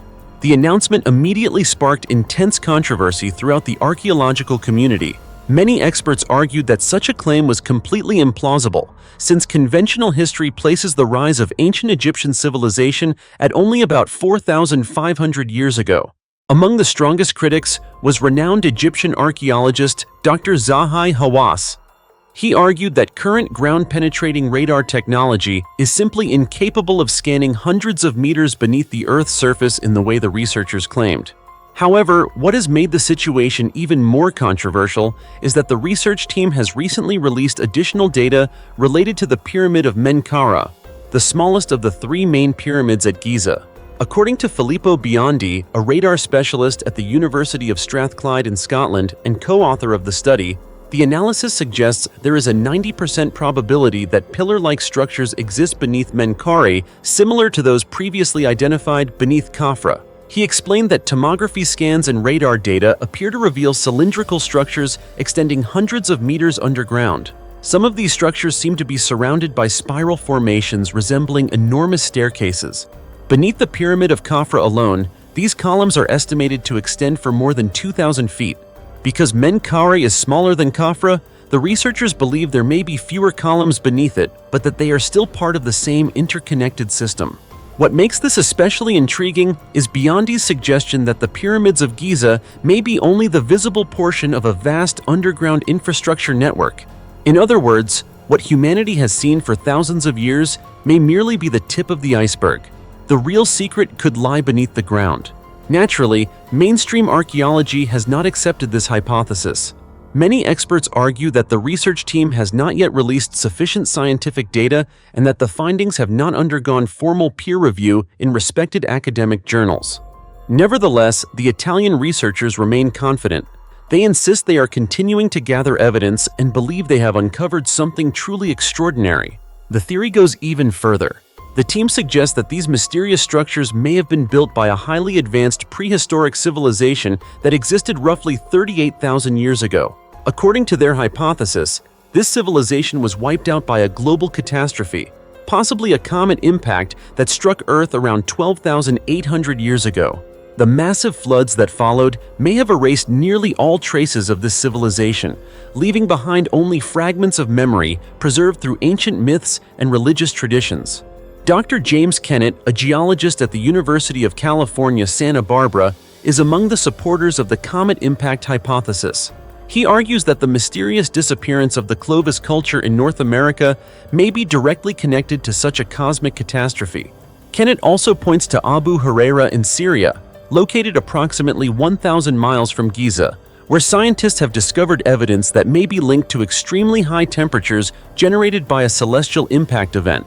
Perhaps even more intriguing, researcher Andrew Collins has highlighted ancient inscriptions at the Temple of Edfu in southern Egypt, located about 775 miles from Giza.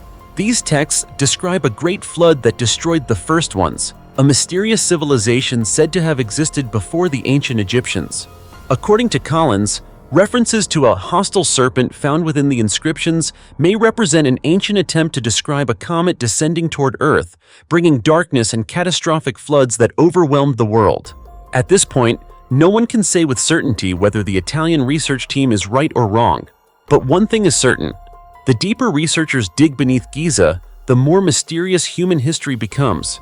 And perhaps beneath the world's most famous pyramids, there still lies a secret powerful enough to overturn everything we thought we knew about the past. And if that turns out to be true, then the history we have always known may indeed have to be rewritten. What do you think? Do you believe there could really be something hidden beneath Giza, or do you have an even bolder theory? If so, don't hesitate to leave a comment below and join the discussion.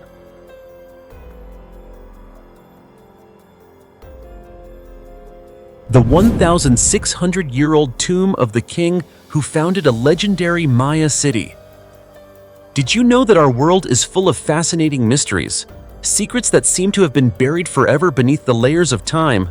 There were kings who once ruled powerful cities, only for their names to disappear from history for thousands of years.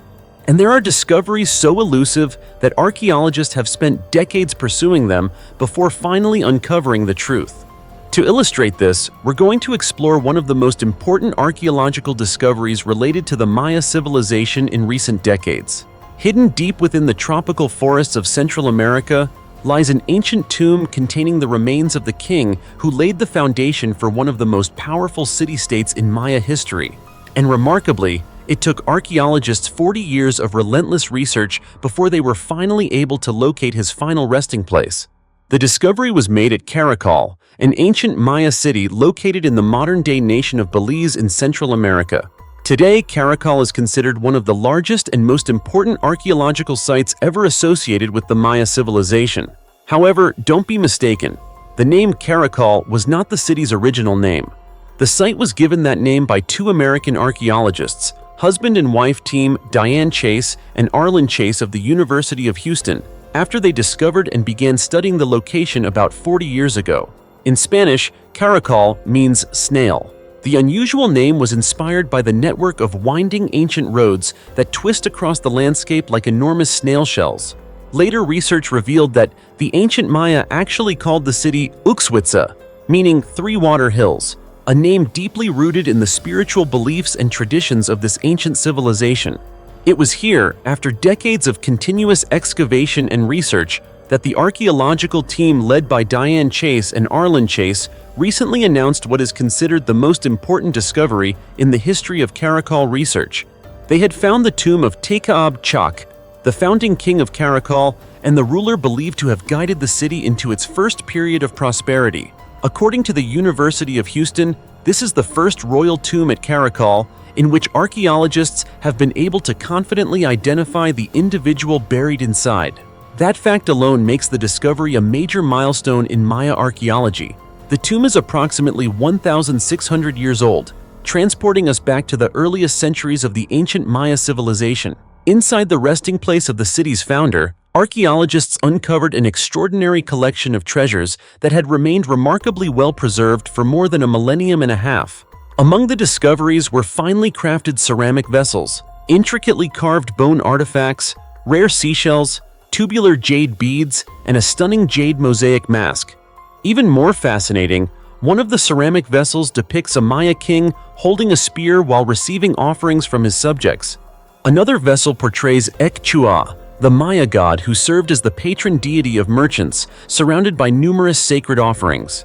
These artifacts are not only valuable works of art, but also provide researchers with important insights into the religious, political, and cultural life of the Maya thousands of years ago. The name Tekab Chak itself carries special significance. In Maya belief, Chak was the supreme rain god, one of the most revered deities because water was essential to the survival of the entire community. The term Tekab means branch or tree limb. Combined, the name may be interpreted as the arm of the rain god, reflecting the unique authority and status of the king who founded the city. At its height, Caracal was one of the most powerful centers in the Maya world. Researchers estimate that its population may have reached as many as 100,000 people, an extraordinary figure for an ancient city-state in Central America.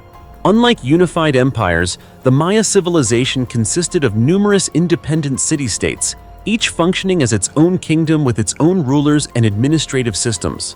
Tekab Chak was the leader who laid the foundation for Caracal's development during the earliest chapter of the city's history. Beyond providing information about a long-lost king, this discovery is also changing the way we understand ancient Maya society. New research suggests that Maya civilization was far more complex than previously believed.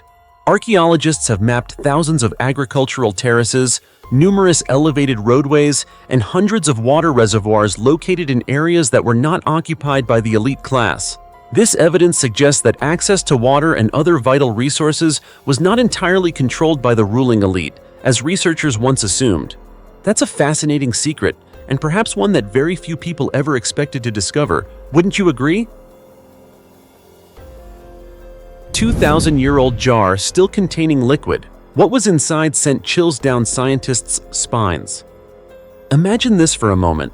One day, archaeologists open an ancient tomb that has remained sealed for nearly 2,000 years. Inside, they discover a vessel that still contains liquid, preserved as if it had been placed there only yesterday. What would you think it was? Water? Oil? Or perhaps a rare ancient wine that time somehow forgot? It sounds like something straight out of an archaeological adventure movie, doesn't it? Yet this is exactly what happened in Spain. And what made the discovery truly astonishing wasn't simply the fact that the liquid had survived for 2 millennia. The real shock came from what that liquid turned out to be, and how it was directly connected to the person buried inside the tomb. In fact, when the laboratory results were finally revealed, even the scientists were surprised by what they found. The story begins at the ancient Carmo necropolis, located in the city of Carmona, Spain. Dating back to the era of the Roman Empire, this cemetery once served as the final resting place of wealthy and influential families nearly 2,000 years ago. In 2019, while surveying and excavating the site, archaeologists uncovered an ancient burial chamber that was remarkably well preserved. What made the discovery even more fortunate was that the tomb had escaped the attention of grave robbers who had looted countless archaeological sites throughout the region over the centuries. As researchers ventured deeper into the chamber, they found several cremation urns carefully arranged inside. However, one artifact immediately captured their attention. It was a glass vessel that had been tightly sealed and protected inside a lead container. To everyone's amazement, the vessel still contained a quantity of reddish-brown liquid. After nearly 2,000 years underground, the liquid had not completely evaporated. At first, many believed it might be ancient red wine. If that had been true, it would have represented an extraordinarily rare discovery in archaeological history. But as experts began conducting chemical analyses, the real secret gradually emerged. According to archaeologist Juan Manuel Roman of the Carmona City Museum, a member of the research team, scientists used a variety of modern techniques to determine the exact composition of the mysterious liquid.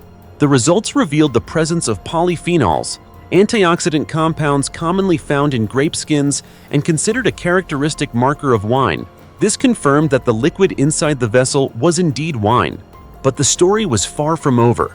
Upon further examination, scientists noticed that syringic acid, an important compound commonly found in red wine, was completely absent. This led them to a surprising conclusion. What had initially been assumed to be red wine was actually white wine. So why had the liquid turned such a dark reddish color? That question quickly led researchers to an even more astonishing discovery. Inside the vessel, they identified traces of organic compounds originating from human cremated remains. In other words, this was not merely a container for wine. It was also an urn containing the ashes of the deceased. According to experts, wine was commonly used in ancient Roman burial rituals as an offering to the dead. In this particular case, white wine had been poured directly into the urn containing the cremated remains and then carefully sealed before being buried underground. As a result, the vessel we see today served both as a funerary urn and as the container preserving the oldest known wine ever discovered in liquid form. To this day, scientists cannot say with certainty what caused the wine to develop its unusual reddish color. One hypothesis suggests that the cremated remains gradually altered the wine's chemical composition over the centuries. However, researchers have not ruled out the possibility that minerals or other compounds from the surrounding environment slowly seeped into the vessel over time, changing its original appearance. Whatever the cause, the discovery has established a new archaeological record. The Carmona vessel is now considered to contain the oldest known wine in the world that still survives in liquid form, surpassing the previous record held by a bottle of wine dating to the 4th century AD. 300,000-year-old skull suspended inside a cave of a mysterious human species that once walked the earth? Do you believe that somewhere in humanity's distant past, there may have existed a human species that looked remarkably like us, but was not modern human? A species that vanished hundreds of thousands of years ago, leaving behind so few traces that scientists are still debating its identity to this day? And even more strangely, one of the most important pieces of evidence for this mysterious human species was discovered inside a cave in Greece, in the form of a skull trapped within a stalagmite, as if time itself had deliberately preserved it for future generations to uncover. For more than 60 years, this skull has puzzled scientists because no one has been able to say with certainty who it belonged to, when it lived, or exactly where it fits on the human evolutionary tree.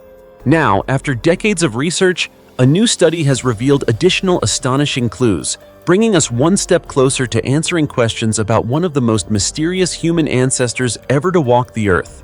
The story begins in 1960 at Petrolona Cave in northern Greece. While exploring the cave, researchers discovered an ancient human skull in an extraordinarily unusual condition. Unlike most fossils, which are typically found on cave floors or buried within sediment layers, this skull appeared to have become part of the cave itself. A massive stalagmite had grown through it, leaving the skull suspended among limestone formations that had taken hundreds of thousands of years to develop. From the moment it was discovered, the Petrolona skull quickly became one of the most famous ancient human fossils ever found in Europe. However, along with that fame came a long list of unanswered questions. How old was the skull? What human species did it belong to? And could it possibly represent one of our direct ancestors? For more than half a century, scientists proposed a wide range of theories. Some studies suggested the skull was around 170,000 years old. Others proposed an age as great as 700,000 years. This enormous discrepancy made it extremely difficult to determine Petrolona's exact place in the story of human evolution. Recently, however, a study published in the Journal of Human Evolution helped shed new light on the mystery that has endured for decades. Rather than focusing solely on the skull itself, researchers decided to examine the mineral deposits attached to it. According to the study, the team analyzed the calcite protruding from the skull. Calcite is a form of calcium carbonate, the primary mineral responsible for the formation of stalagmites and stalactites inside caves. Because calcite accumulates very slowly over time, these layers function like a natural clock, allowing scientists to estimate the age of objects trapped within them. The results produced a remarkably important discovery. The calcite attached to the skull was determined to be at least 277,000 years old. This means the skull itself must be older than the mineral layer surrounding it.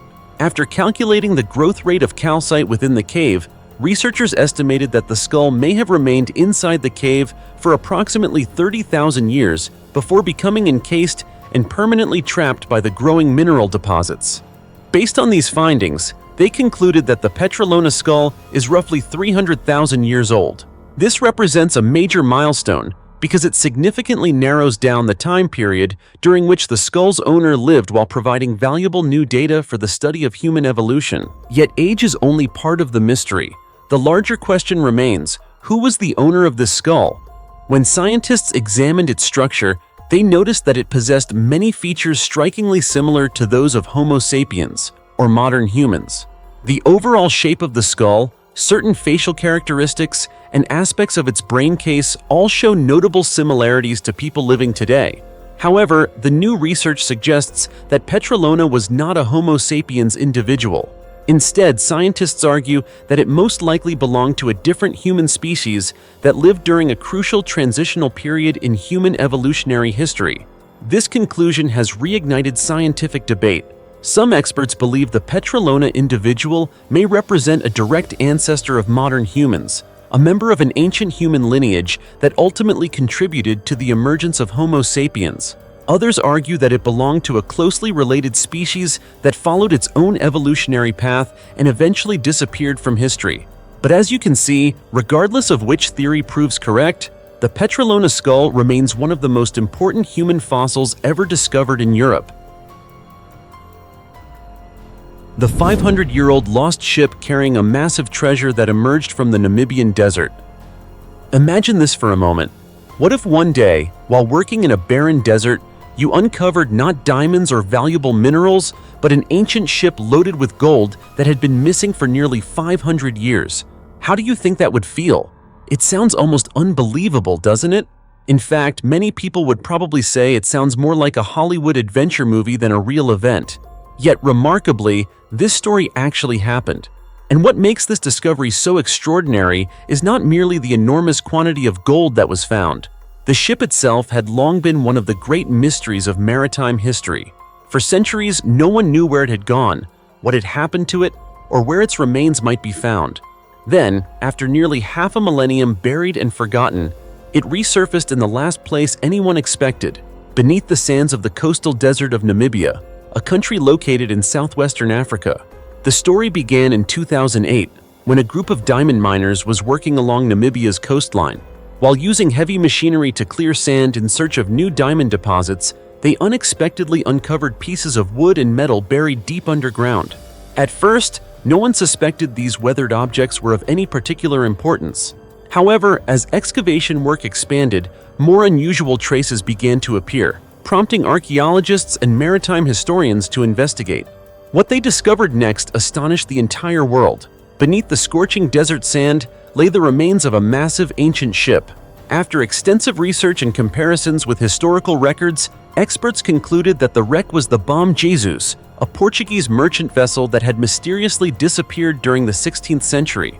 According to historical documents, the Bom Jesus departed India in 1533 on a voyage back to Europe. At that time, maritime trade routes connecting Europe and Asia were among the most important commercial arteries in the world. Ships like the Bom Jesus routinely carried valuable cargoes including spices, ivory, gold, silver, and luxury goods. Yet after leaving port, the Bom Jesus vanished without a trace. Not a single sailor returned.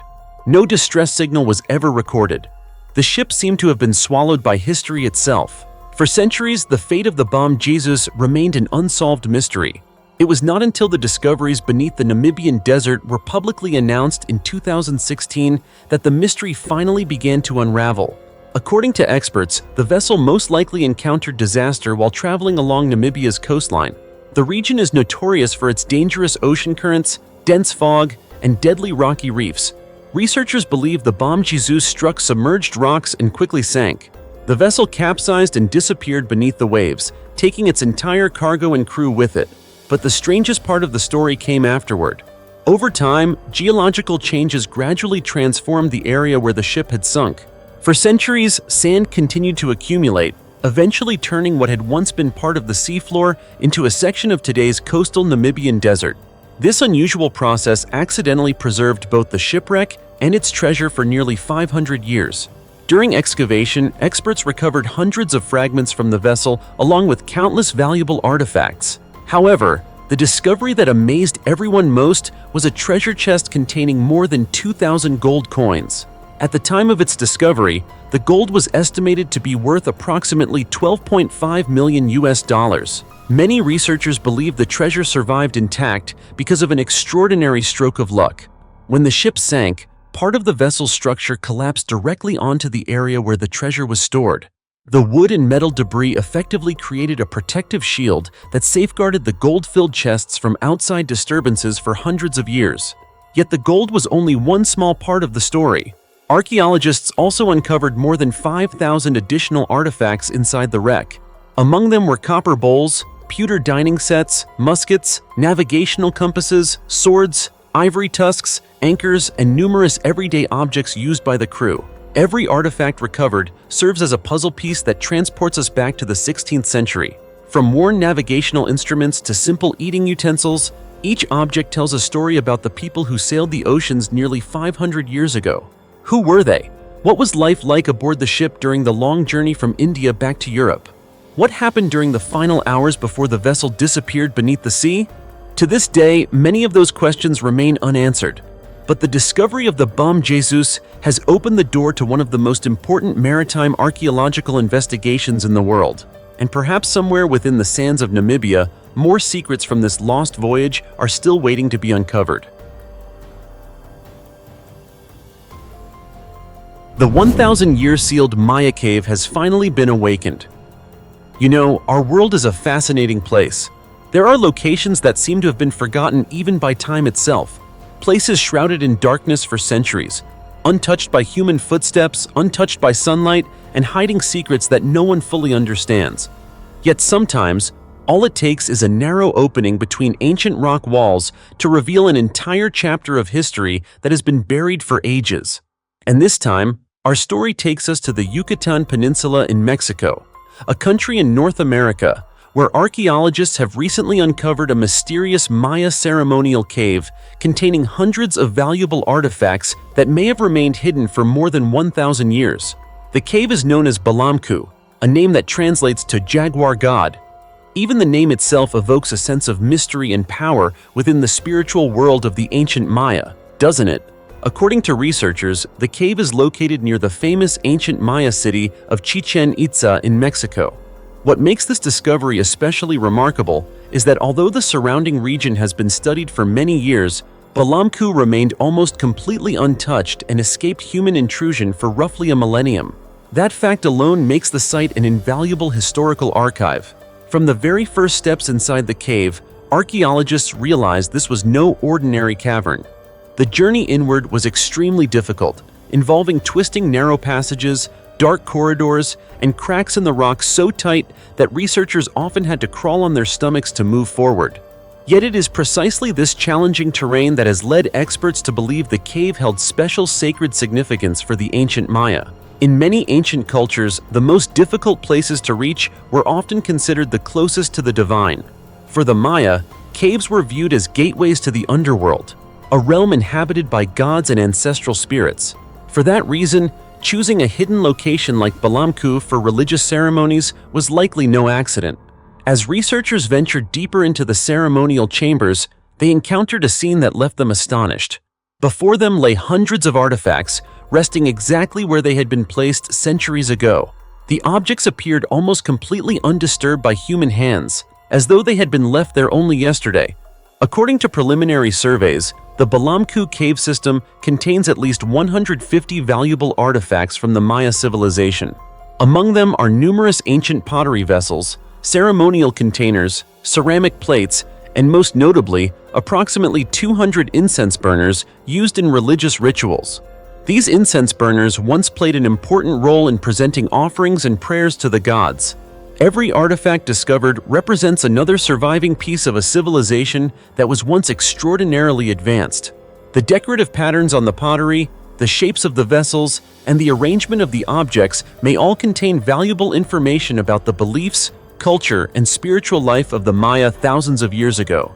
But the discoveries may not end there. Archaeologists also believe the cave could contain human remains. If this hypothesis is confirmed, Balamku may provide critically important evidence for understanding the ancient rituals practiced by the Maya.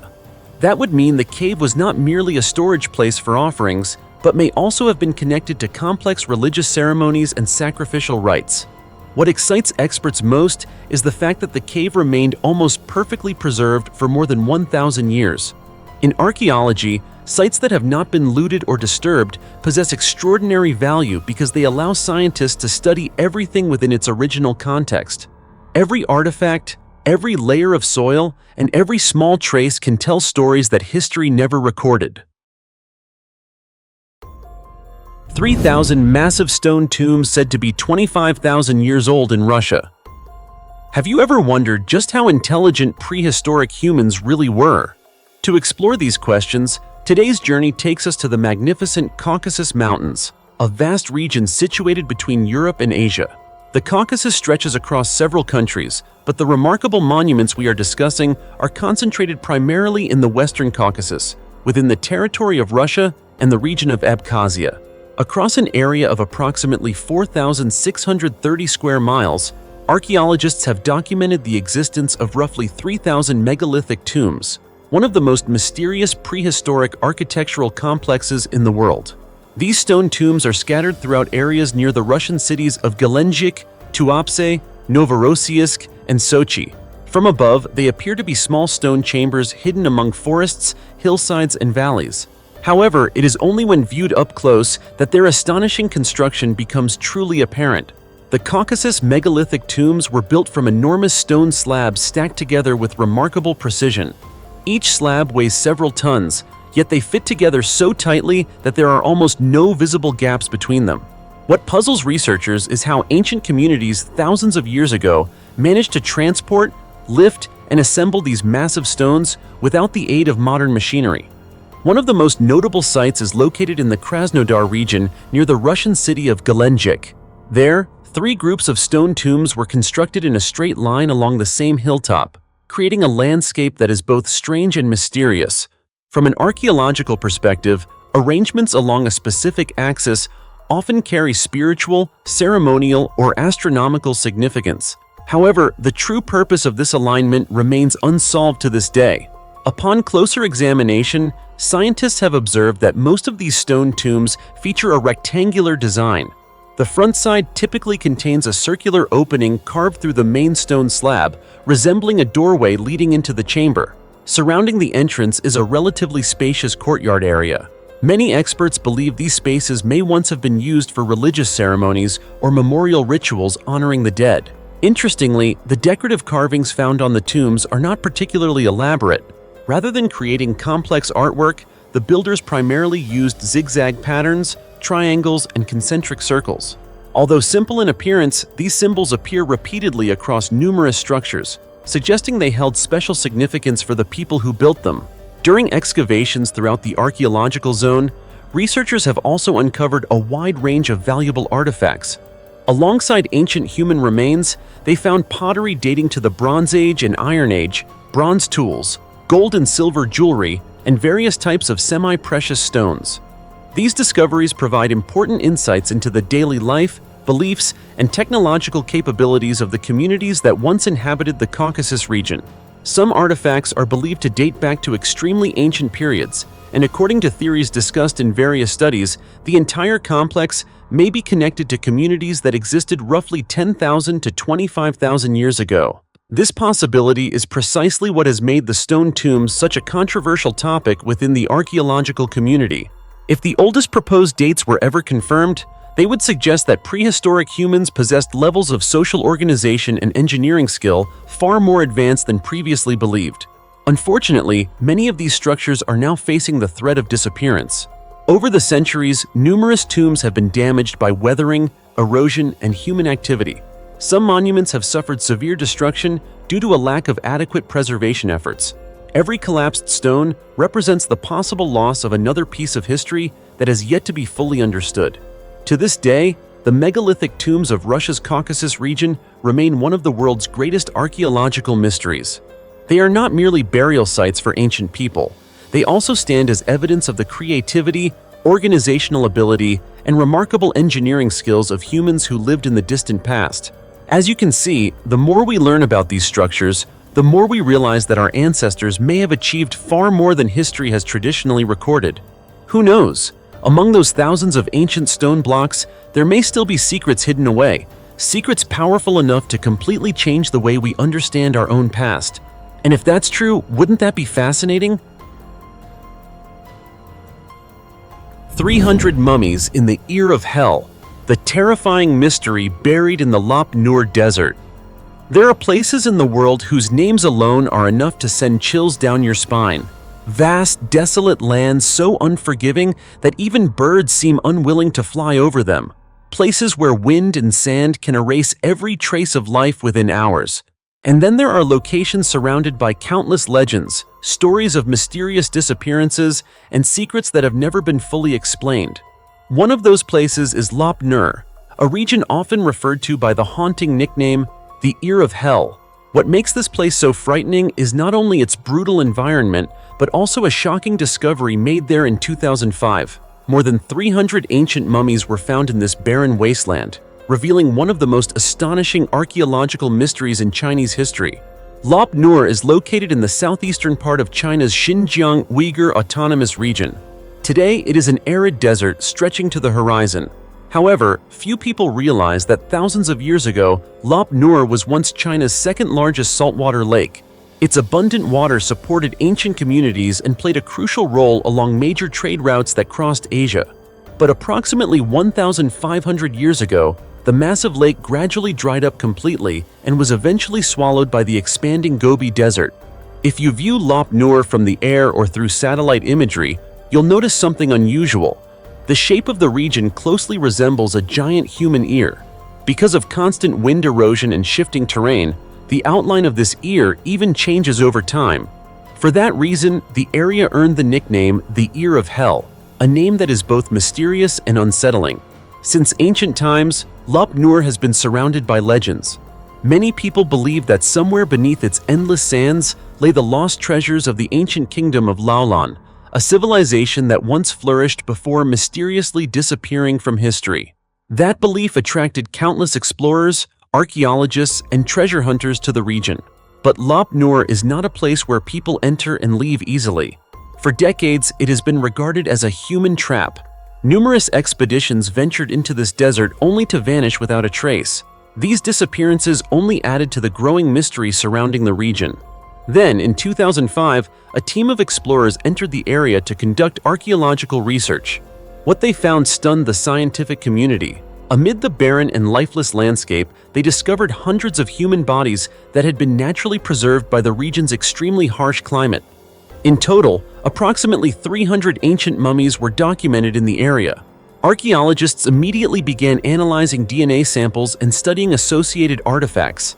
The results suggested that the mummies dated back to around the 15th century BC, According to some hypotheses discussed in various studies, this period corresponds to a very early phase of Chinese history, often associated with the era traditionally linked to the Xia dynasty. The presence of such a large number of bodies in a single location quickly sparked intense debate. Archaeologists propose that these individuals may have been connected to ancient wars or large-scale sacrificial ceremonies that once took place in the region. Some experts suggested that the concentration of so many human remains in one area could reflect religious activities or major social upheavals in the distant past. What is particularly interesting is that some researchers have linked the discovery to ancient accounts recorded in the Classic of Mountains and Seas. According to these ancient texts, the early periods of Chinese history were marked by continuous warfare, territorial expansion, and struggles for power. As a result, one theory proposes that the Lop Nur mummies may have been victims of major conflicts during antiquity. Regardless of which theory proves correct, the discovery remains enormously significant. For many researchers, the mummies preserved in the Lop Nur Desert may provide valuable evidence about the ancient communities that once inhabited the region and help shed light on chapters of history that remain highly debated. However, the mummies are not the only reason Lop Nur has earned its frightening reputation. The land itself presents an extreme test of survival. During the summer, temperatures frequently exceed 104 degrees Fahrenheit, while winter temperatures can drop below -4 degrees Fahrenheit. Average annual rainfall is only about 0.8 inches, making the region one of the driest places in Asia. And that's not all. Powerful winds are practically a defining feature of Lop Nur. For more than 2 months each year, the region is frequently battered by strong gale-force winds that carry massive clouds of sand and debris. During severe weather events, visibility can drop to nearly zero. Even camels, often called the ships of the desert, struggle to survive for extended periods under such harsh conditions. Perhaps that is why Lop Nur has long become a symbol of mystery and danger. One of the most famous examples occurred in 1980, when the renowned Chinese scientist Peng Jiamu led an expedition into the region. He mysteriously disappeared and was never found. To this day, amid the endless sandstorms of the Lop Nur Desert, more than 300 ancient mummies continue to tell the story of a distant past that we still do not fully understand. And it is entirely possible that beneath those seemingly endless golden sands, there are still secrets waiting to be uncovered. Secrets powerful enough to reshape what we know about the ancient history of humanity itself. The dark secret beneath the Giza pyramid that rewrote human history. What would happen if everything we know about human history were only a tiny fragment of the truth? What if beneath ancient pyramids, inside caves sealed for thousands of years, or deep within deadly deserts, there still existed secrets powerful enough to change the entire story of civilization's origins? Why have ancient human skulls been discovered that do not appear to belong to any known human species? Why were hundreds of mysterious mummies found in a place known as the Ear of Hell? And who built massive structures tens of thousands of years ago using techniques that remain difficult to explain even today? All of these discoveries suggest that humanity's past may be far more complex and mysterious than anything we were taught in history books. Some findings are even challenging historical theories that have stood for centuries. Hello, and welcome back to Ancient History. In today's journey, we will explore some of the strangest and most controversial archaeological discoveries ever found around the world. From gold-laden ships buried beneath the desert sands and ceremonial caves containing hundreds of mysterious Maya artifacts to ancient mummies thousands of years old and enigmatic structures whose true purpose remains a major question mark. Each discovery is a piece of history, but also a mystery that continues to spark intense debate among scientists. And perhaps among the stories we are about to uncover, there will be one discovery powerful enough to make us rethink the entire history of humanity in a completely different way. So, are you ready to explore with me? If so, let's begin right now. The skeleton that guarded a treasure for 1,000 years inside a Chinese princess's tomb.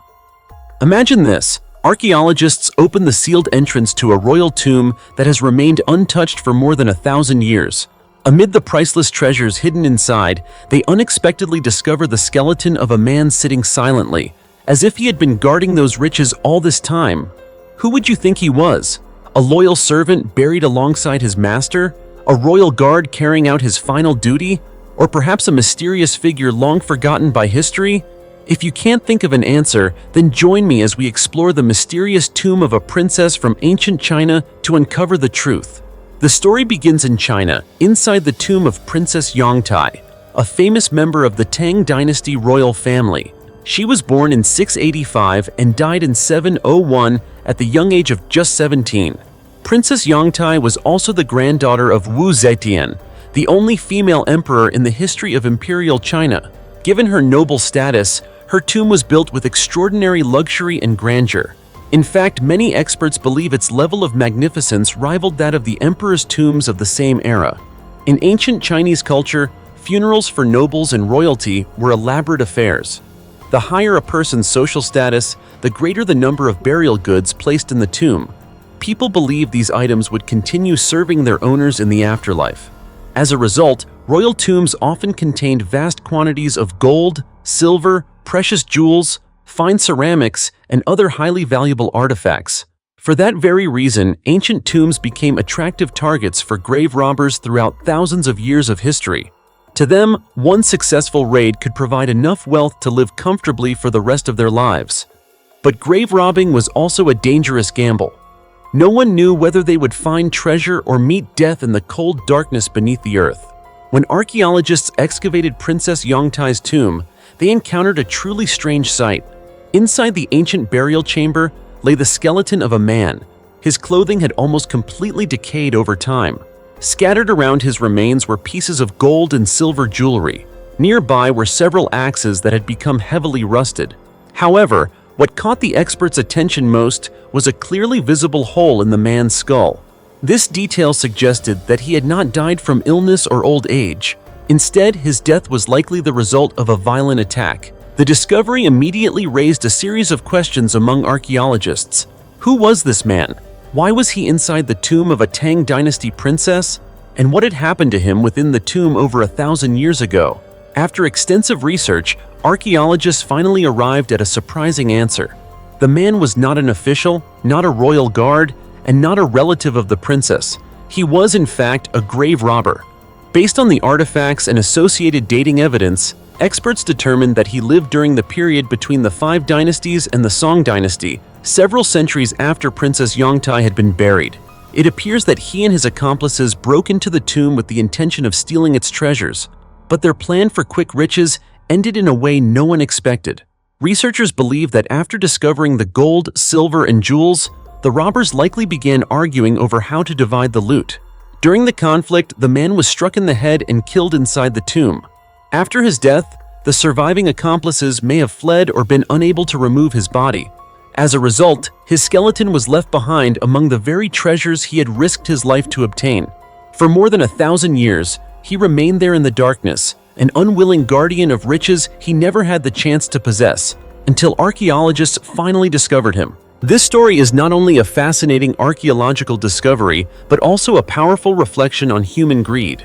People who were once partners, working together in search of wealth, ultimately became enemies because of a handful of jewels. Ambition can sometimes act like a mirror, reflecting the darkest side of human nature, a place where greed can erase loyalty, friendship, and reason.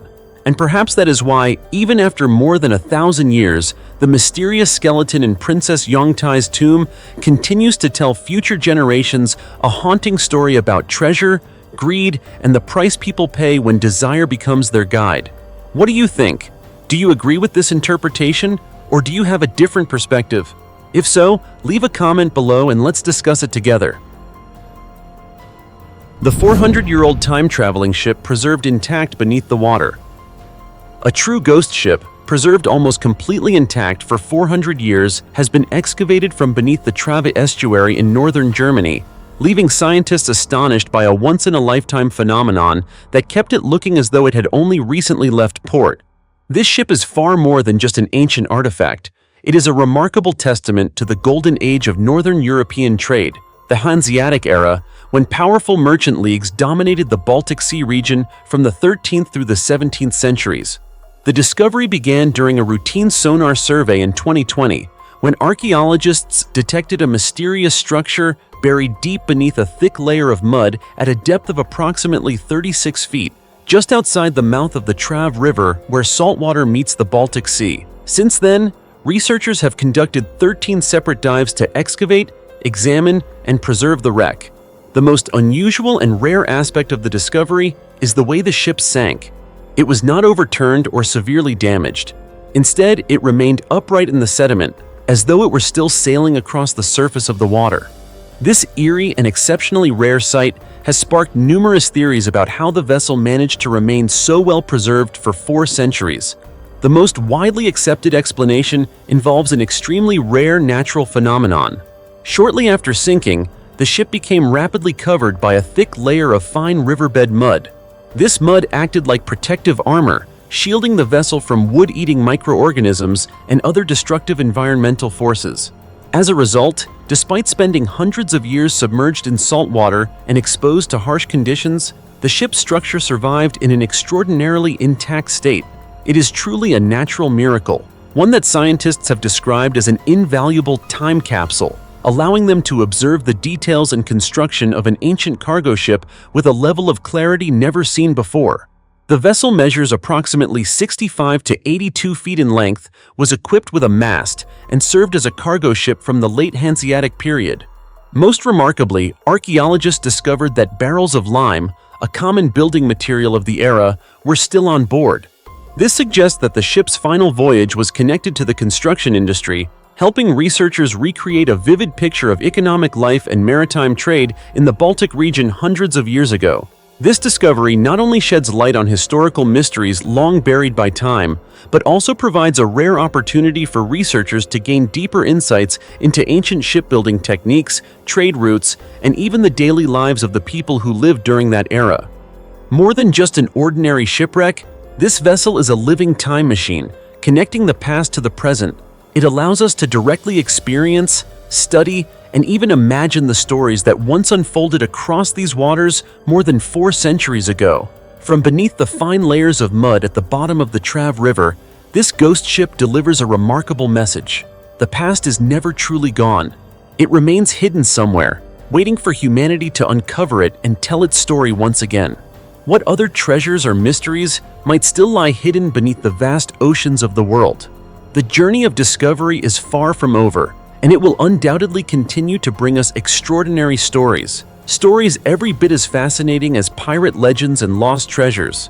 But this time, the tale is about a real-life, time-traveling ship, preserved across the centuries and revealed in our own modern world.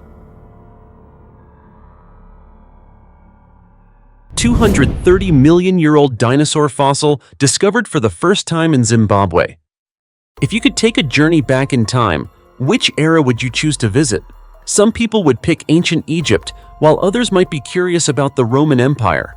But if you're a fan of the dinosaur world, you might want to stop around 230 million years ago.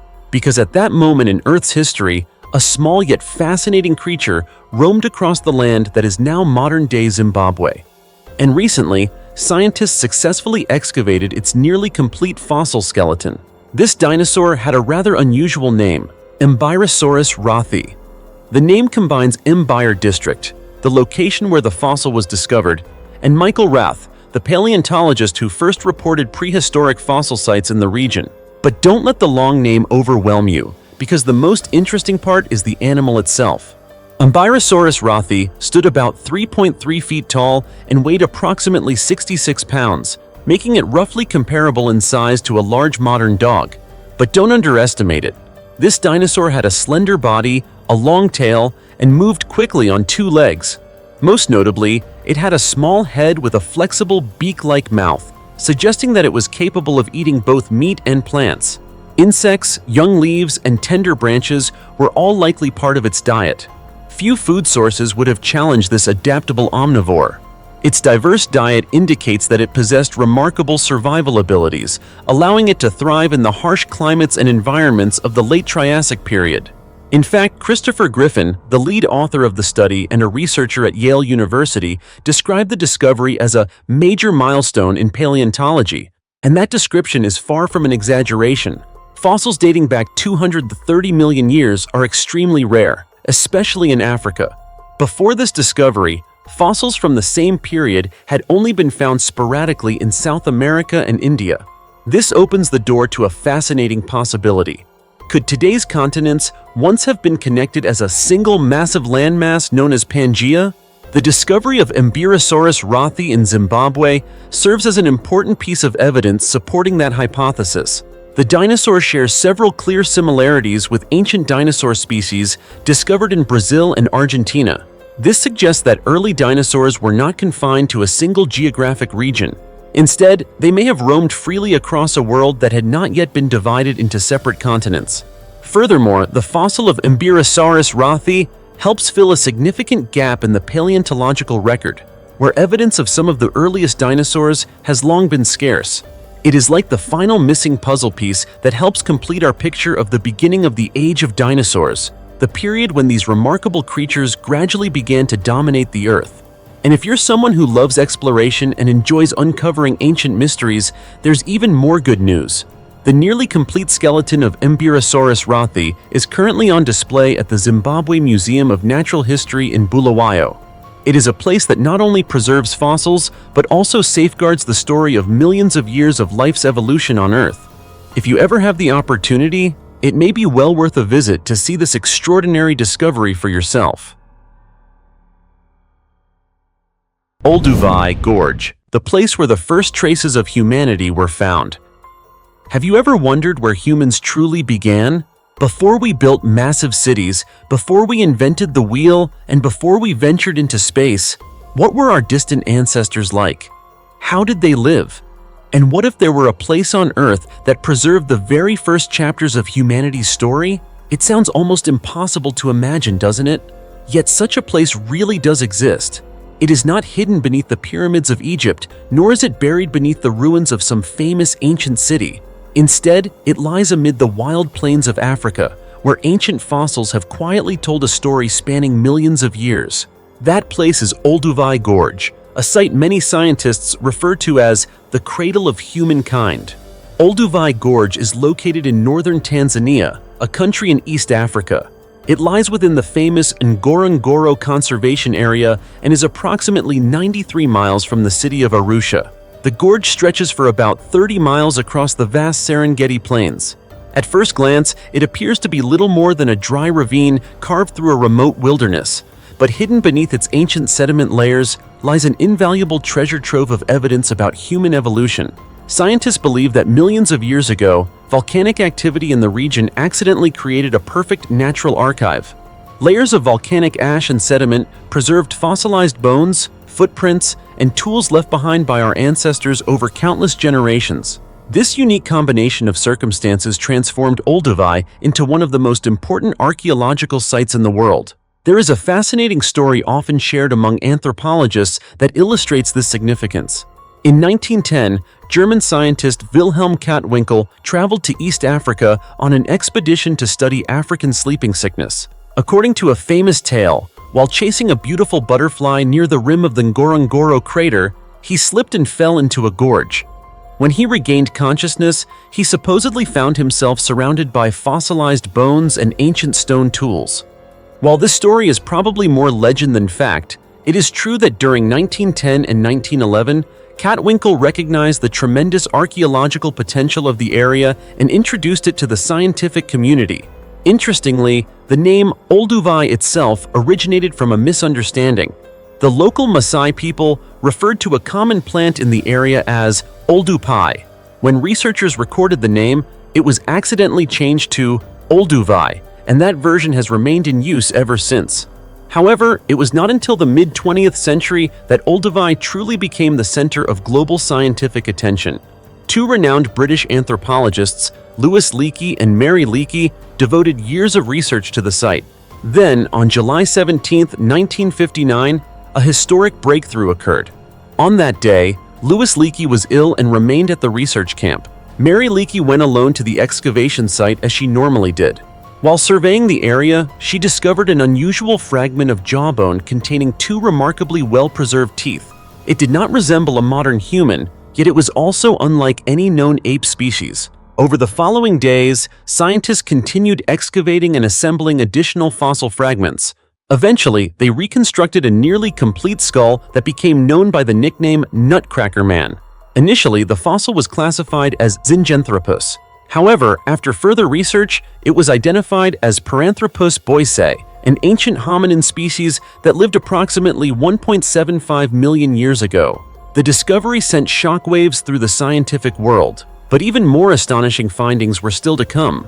In 1960, the Leakey family uncovered another remarkable fossil at Olduvai. This specimen belonged to Homo habilis, often referred to as the handyman. This ancient human species is considered one of the earliest representatives of the genus Homo, the evolutionary group that eventually led directly to modern humans. The discovery of Homo habilis completely transformed our understanding of human history. Subsequent research revealed that Homo habilis lived between approximately 2.31 million and 1.65 million years ago. They were capable of making stone tools and displayed evolutionary characteristics more advanced than those of the earlier Australopithecus species. Following the discoveries at Olduvai, numerous additional excavations were carried out throughout Tanzania and across East Africa. New evidence continued to emerge, gradually piecing together a more complete picture of humanity's origins. As a result, the theory that humans originated in Africa began to take shape and gained increasing scientific support. Today, with the assistance of modern genetic research, the out-of-Africa theory has become the most widely accepted explanation among scientists. Researchers believe that descendants of Homo habilis and other early Homo species eventually migrated out of Africa, spread across the continents, and ultimately gave rise to the human populations that exist today. One particularly important fact is that before the discoveries at Olduvai, many scientists believed human history extended back only about 600,000 years. The fossils discovered in Tanzania demonstrated that our lineage is far older than previously imagined, stretching back millions of years. Today, Olduvai Gorge is home to a museum dedicated to anthropology and human evolution, preserving many priceless artifacts from these groundbreaking discoveries. Nearby stands a monument featuring two giant fossil skull replicas, commemorating the discoveries that fundamentally changed our understanding of where humanity came from. And perhaps the most fascinating thing about Olduvai is not merely the fossilized skeletons or ancient stone tools found there. Rather, it is the fact that this extraordinary place allowed humanity to see, more clearly than ever before, its own evolutionary journey stretching across millions of years. What do you think? Do you agree that Olduvai Gorge is one of the most important places in the story of human origins, or do you have a different perspective? If so, feel free to leave a comment below and share your thoughts so everyone can join the discussion. 40,000-year-old foal mummy found perfectly preserved in Siberia's Gateway to Hell. This remarkable location is the Botagaika crater, situated in the Yakutia region of Siberia, Russia. Viewed from above, Botagaika looks like a gigantic scar tearing through the Earth's surface. The depression is approximately 0.6 miles long, nearly 2,625 feet wide, and continues to expand over time. Because of its enormous size and terrifying appearance, local residents have nicknamed it the Gateway to Hell. For scientists, however, Botagaika is more like a giant time machine. Each time the permafrost melts, secrets buried tens of thousands of years ago gradually emerge into the light. Over the years, the site has yielded countless valuable fossils from prehistoric animals, including mammoths, ancient reindeer, deer, moose, and many plant species that disappeared from Earth long ago. But among all of these extraordinary discoveries, perhaps none has been as astonishing as the fossil of an ancient foal found in August 2018. At that time, an expedition team composed of paleontologists from Russia and Japan was conducting research at the Botagaika crater. While excavating approximately 98 feet beneath the permafrost, they uncovered the nearly complete body of an animal. As the frozen soil was carefully removed, the scientists were amazed by what appeared before them. It was the body of a foal that had died roughly 40,000 years ago. What stunned the scientific community was not merely the specimen's age, but the extraordinary state of preservation. After tens of thousands of years, buried beneath the frozen ground of Siberia, the foal's body retained an astonishingly intact appearance. Its dark brown coat remained clearly visible. Its mane and tail had suffered almost no damage. Even many of its internal organs were still preserved. Such a level of preservation is extremely rare for an animal that has remained underground for tens of millennia. Through their research, experts determined that the animal belonged to an ancient horse species that became extinct long ago. At the time of its death, the foal was only about 3 months old and stood approximately 37 inches tall. In other words, it was still a young animal in the early stages of development. This quickly raised an important question: what caused such a young foal to die? Scientists carefully examined the entire body but found no signs of severe trauma. There were no predator bite marks, no broken bones, and no evidence of major external injuries. Based on the available evidence, researchers proposed several possible explanations. One possibility is that the foal accidentally fell into a natural trap and was unable to escape. Another theory suggests that it may have been swept away by water during a melting event or drowned in an ancient marsh environment. Although the exact cause of death has not yet been fully determined, scientists agree that the animal's body was rapidly buried and frozen almost immediately after death, preventing the normal process of decomposition. Siberia's permafrost essentially functioned as a giant freezer, preserving the foal for 40,000 years. The eerie faces beneath the waters of Thailand, the mystery that gives divers chills. Imagine this for a moment. One day, you're diving deep beneath the crystal-clear waters of the ocean. All around you, colorful schools of fish glide gracefully among beautiful coral reefs. Then, as your dive light accidentally sweeps across a dark corner of the seafloor, you suddenly come face to face with a giant human face staring back at you from the shadows. Farther away, dozens of other faces emerge from the darkness, their expressions cold, motionless, and haunting. How would you feel in that moment? Personally, I think almost anyone would assume they had just discovered the remains of a mysterious civilization that disappeared beneath the ocean thousands of years ago. But here's the fascinating part. The truth behind these strange faces is even more remarkable. The story begins on Koh Tao, a small island located in the tropical waters of Thailand. For many years, Koh Tao has been famous worldwide for its stunning beaches, crystal-clear waters, and incredibly rich marine ecosystem. Every year, hundreds of thousands of visitors travel from around the globe to dive and explore the beauty hidden beneath the ocean's surface. Yet beneath this paradise-like setting lies a sight that leaves many first-time divers stunned with surprise. While exploring certain areas around the island, divers suddenly encounter giant human faces placed among the coral reefs. Some faces remain clearly visible, with deep, hollow-looking eyes. Others appear to be slowly disappearing beneath layers of coral and marine life that have accumulated over time. Beneath the deep blue water, the scene is both strangely beautiful and undeniably unsettling. At first, many people believe these structures might be remnants of an ancient civilization that once existed somewhere in Southeast Asia. Some stories even claim that the faces were connected to mysterious legends of the sea. However, after further investigation, researchers revealed a completely different truth. These mysterious faces are not ancient at all. They are modern sculptures created by local artists in Thailand. Their purpose was never simply decoration or tourism. Instead, they were designed as part of a unique marine ecosystem restoration project.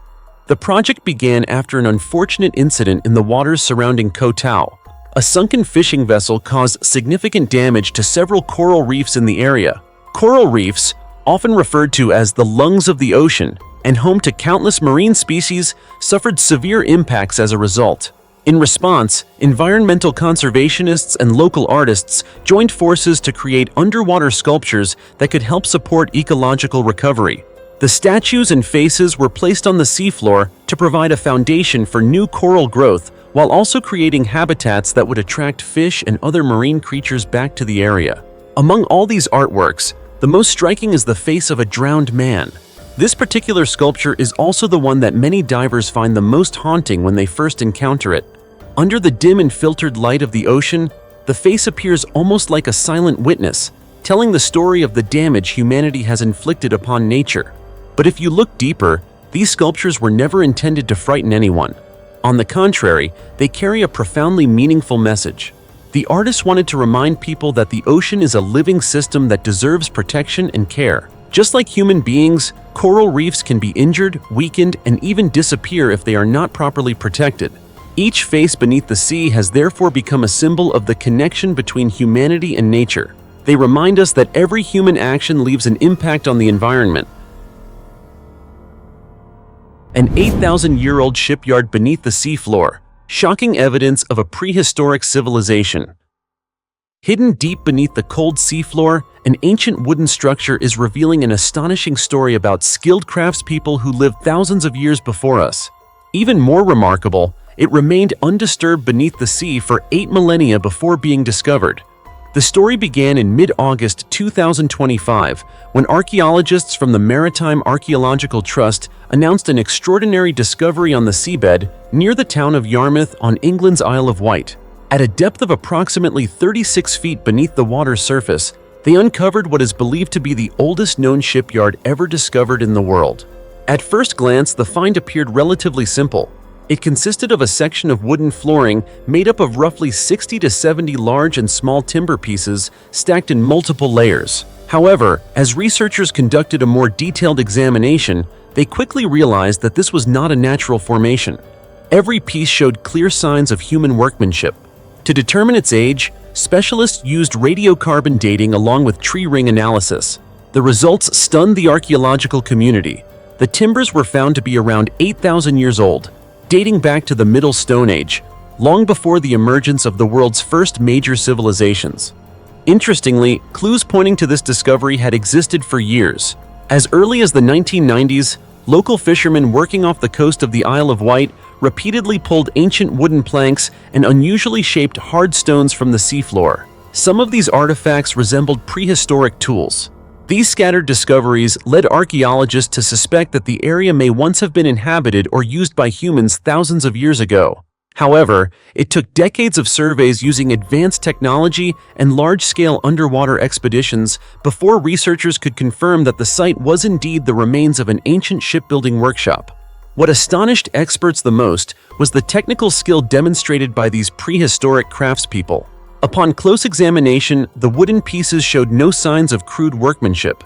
On the contrary, each timber had been carefully cut, shaped, and fitted together with remarkable precision.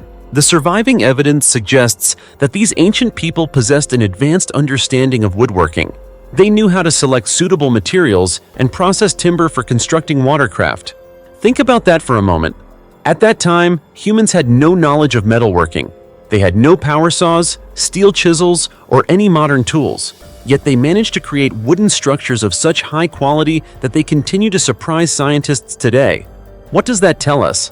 Before this discovery was announced, many researchers believed that woodworking techniques of this sophistication did not appear until after the Neolithic period, around 4,500 BC. However, the remains found beneath the waters off the Isle of Wight suggest that humans may have mastered these skills much earlier than previously thought.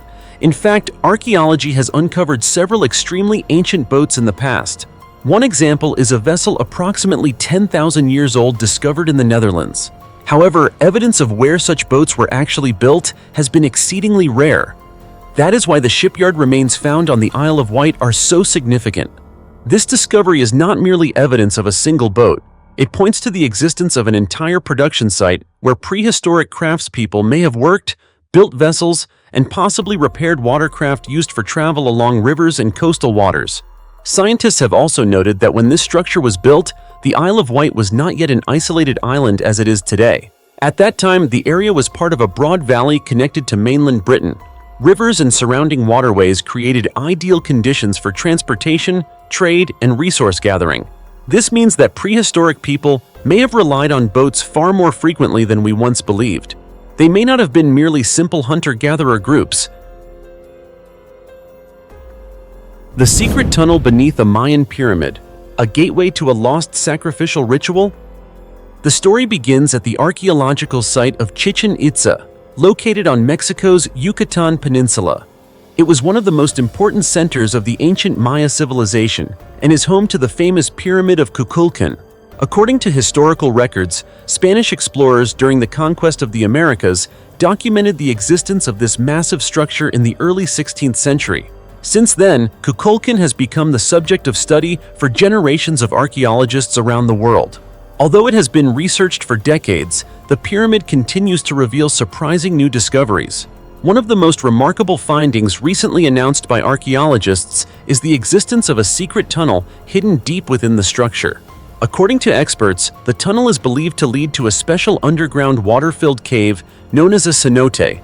To the ancient Maya, a cenote was far more than a source of fresh water. It was considered a gateway connecting the human world to the realm of the gods.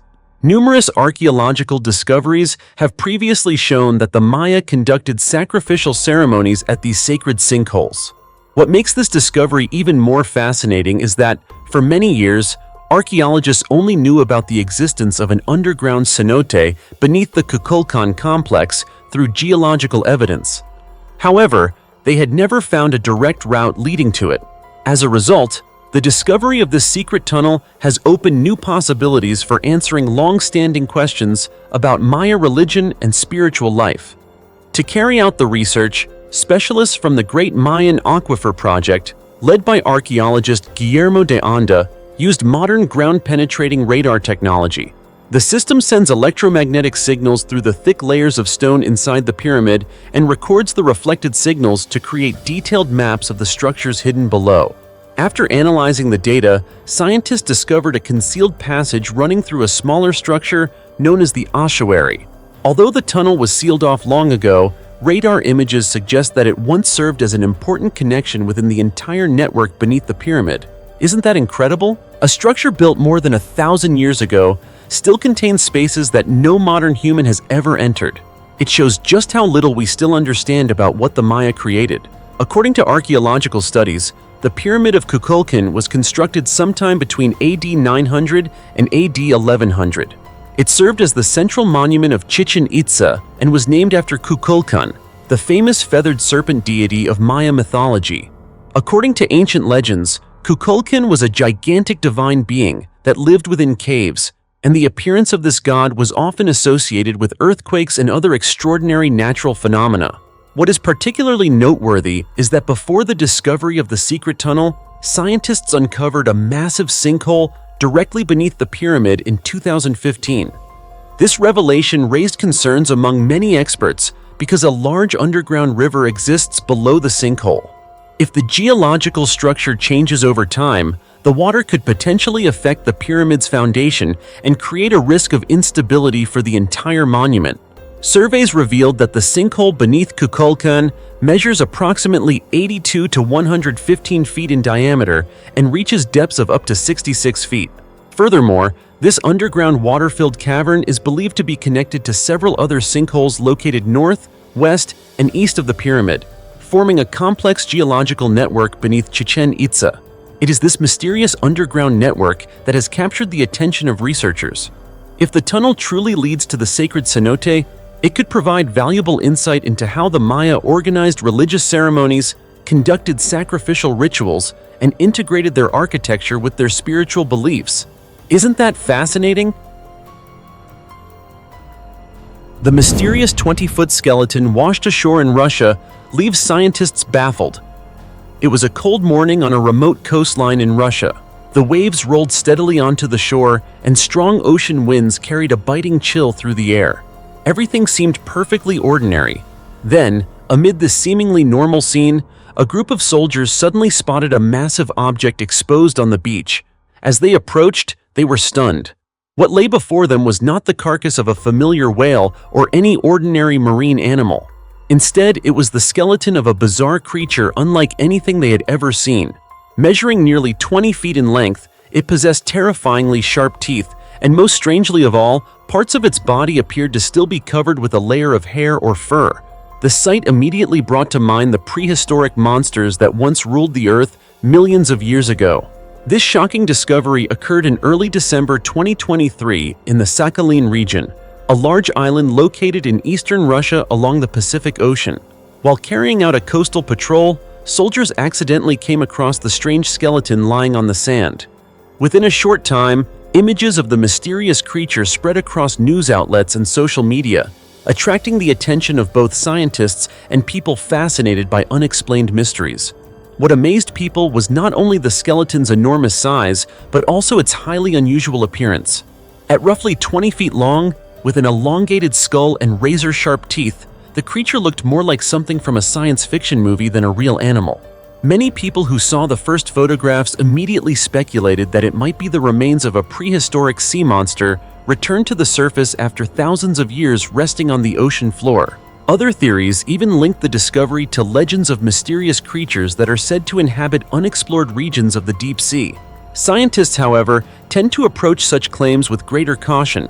As soon as they received reports of the discovery, experts began conducting a preliminary analysis of the skeleton structure to determine the creature's true identity. Initially, some researchers suggested that it might be the remains of a large beluga whale. Belugas are well-known whales that inhabit cold Arctic waters and are commonly found near the Sakhalin region.